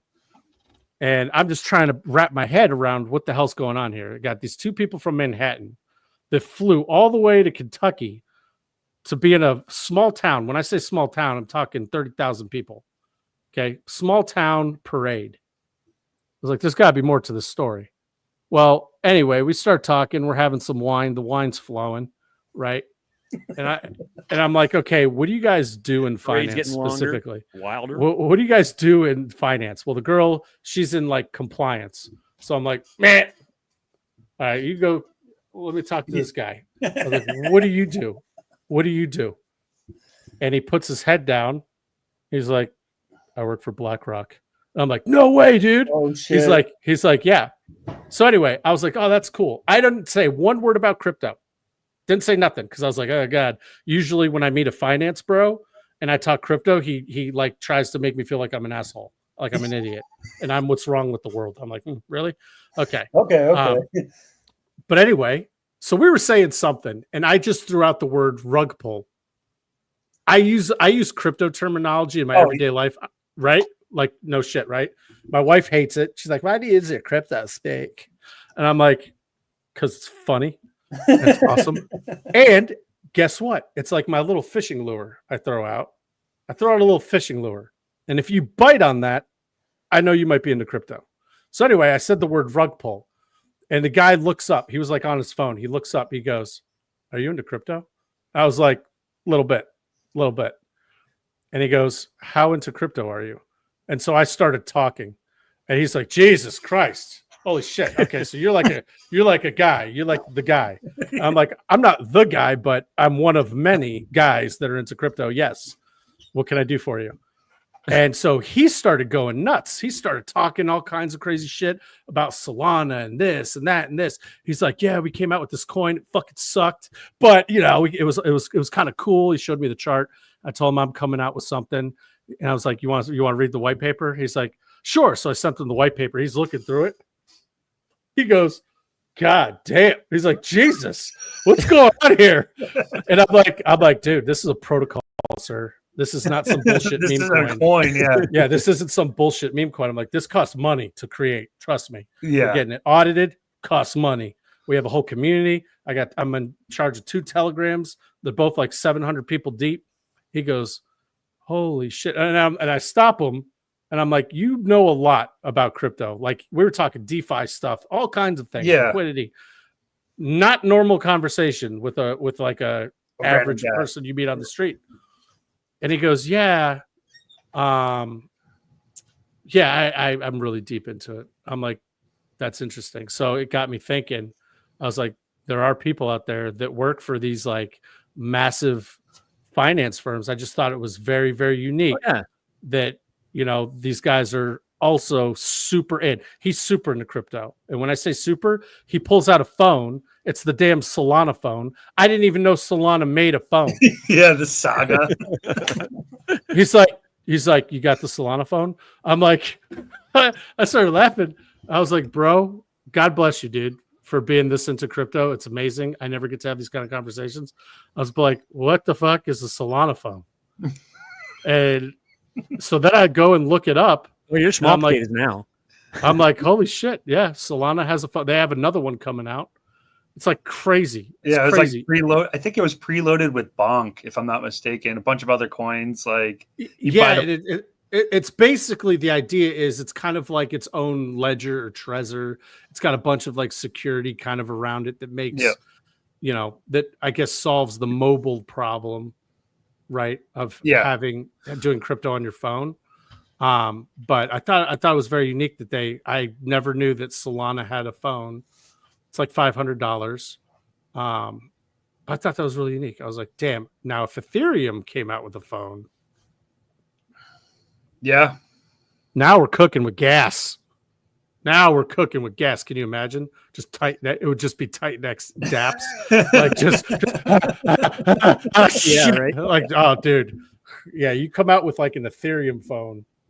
I don't know. They don't have one, do they? No, definitely not. I think the big difference between Solana and Ethereum is like Solana's kind of ran like a business, like there's a ton of VC money in there, etc. Like they have like offices and stuff. Like probably, I can only imagine, whereas Ethereum, I mean, look at Vitalik. He's probably every time I see this guy, I'm like, you all right, dude? Do you need to eat or fucking get some vitamin D, bro? Chilling, like eat some popcorn. Like look at all these poor motherfuckers. Yeah. Someone just airdropped me $1 million worth of this coin. I don't fucking want it. Done. Nuke. Bitch. What just happened? Shit. Right, yeah, bro. So funny. That is so good. Well, hey, gents, we're coming up on 3 hours. That was easy. 30. That was easy. I guess I got some work to do. Oh, shit. I take that back. 11:30, 12:30, 2:30. Yeah. So either way, man, it's been a hell of a show. Hell of a show, Johnny. Thanks for having me on, bud. Appreciate man. Yeah. Thanks for coming on. It's a pleasure to meet you too, man. I know that we've crossed paths and chats and stuff, but never on a stream. So we'll do more of these for sure. I appreciate your energy, bro. I really do. I really appreciate your energy. Thanks, man. Appreciate Johnny, we need some more Rudies in the world, dude. You know what I mean? Yeah, man. Just like, I don't know if you want more of me, bro. I don't think the three of us and Mo can get on a stream together because shit might get crazy. Off the wall. Like I might be taking my shirt off. Like it might just get wild, dude. Well, one of the things, push me. I look a good time, man. Yeah, right. I don't know if Mo's listening or not. If he is, I really don't care. But one of the things I've been meaning to do and put together is I want to get a lounge session, and I'm going to coordinate with some people in the community. But I think one of the things I want to do in honor of Mo is to get like a super stream in his honor put together, because he's been a real big force behind absolutely what we are and what we represent, and we all tell him how much we appreciate him and everything. But so it's like a reverse roast where we just go around the table and tell them what we're thankful for. Well, kind of, yeah, in a way, but at the same time, you sound like my wife, dude. We have to do that every day. Yeah, have a fun one. Because I mean, I've had one-on-one streams with him, just like personals at night. No backdrops. Just the houses and whatever, and just getting to know the guy. And he's just a really cool fucker, man. He's just cool. Oh yeah, yeah. We got some cool people in this community for sure. Yeah, for sure. We got some funny accents too, bud. We got some fantastic. So we got like the Texas, Georgia, Southern drawl all the way to like, across the pond. Those guys. Man, it's fantastic. Oh, Lucky Charms are magically delicious. Crypto connoisseur. Like yes. Yes, he's great. He is so cool, man. He's all those guys, man. They're so fantastic, and they just sound smart when they talk. And I'm like, that's no fair, dude. No, like Yeah, family man. You sound smarter than me just based on your accent. Yeah, he's a proud papa. No, I've told the story. I'll say it again. I think it's just hilarious. I stumbled across TitanX by finding a stream that Jake was in, and I just thought he talked funny. I was like, wow, he talks funny, especially when he fast. said Ouroboros. When he rolls his R's like Ouroboros. Yeah, it's fantastic. It's just funny. I started listening to him, and I was listening. I was like, wow, this sounds pretty interesting. That's how I got hooked, man. Yeah, Some dude in his accent. this guy's smart, and he has an accent. Let's dig in a little deeper. Yeah. So, hey guys, I really appreciate it. And for those that have tuned in, we peaked at about 150, 160 viewers today in almost 3 hours, which is pretty good. Ted, the kids grow up so fast, Ted. Look it does. Bud. Look at it you, does. man. And I'm glad we got this to work out. I know we've been talking about it for a while, Johnny, and yeah, we'll have it again. And as I always do with all my guests, you get your own custom wallpaper, little way of showing we appreciate you and what you're bringing to the ecosystem. In closing, everybody, please be safe, be smart, be kind, be polite, be respectful. When in doubt, back up. Just be careful. Practice smart security. If you're unsure of anything, reach out to a friend, somebody, or just get up and walk away. Just get up and walk away and think about it. Don't pressure yourself or put yourself in positions that if you don't have the money, don't spend it. Crypto can be ugly and it can be rewarding at the same time, but unless you know what you're doing, to go all in, you What's go that? all in. To go all in, you go all in. Yeah, if you're gonna go all in, don't be a bitch. It's not financial advice in any way, shape, or form. Do your own research. Give me your tink, you motherfuckers. Yeah. But either way, it's been a wonderful stream, and looking forward to doing it again.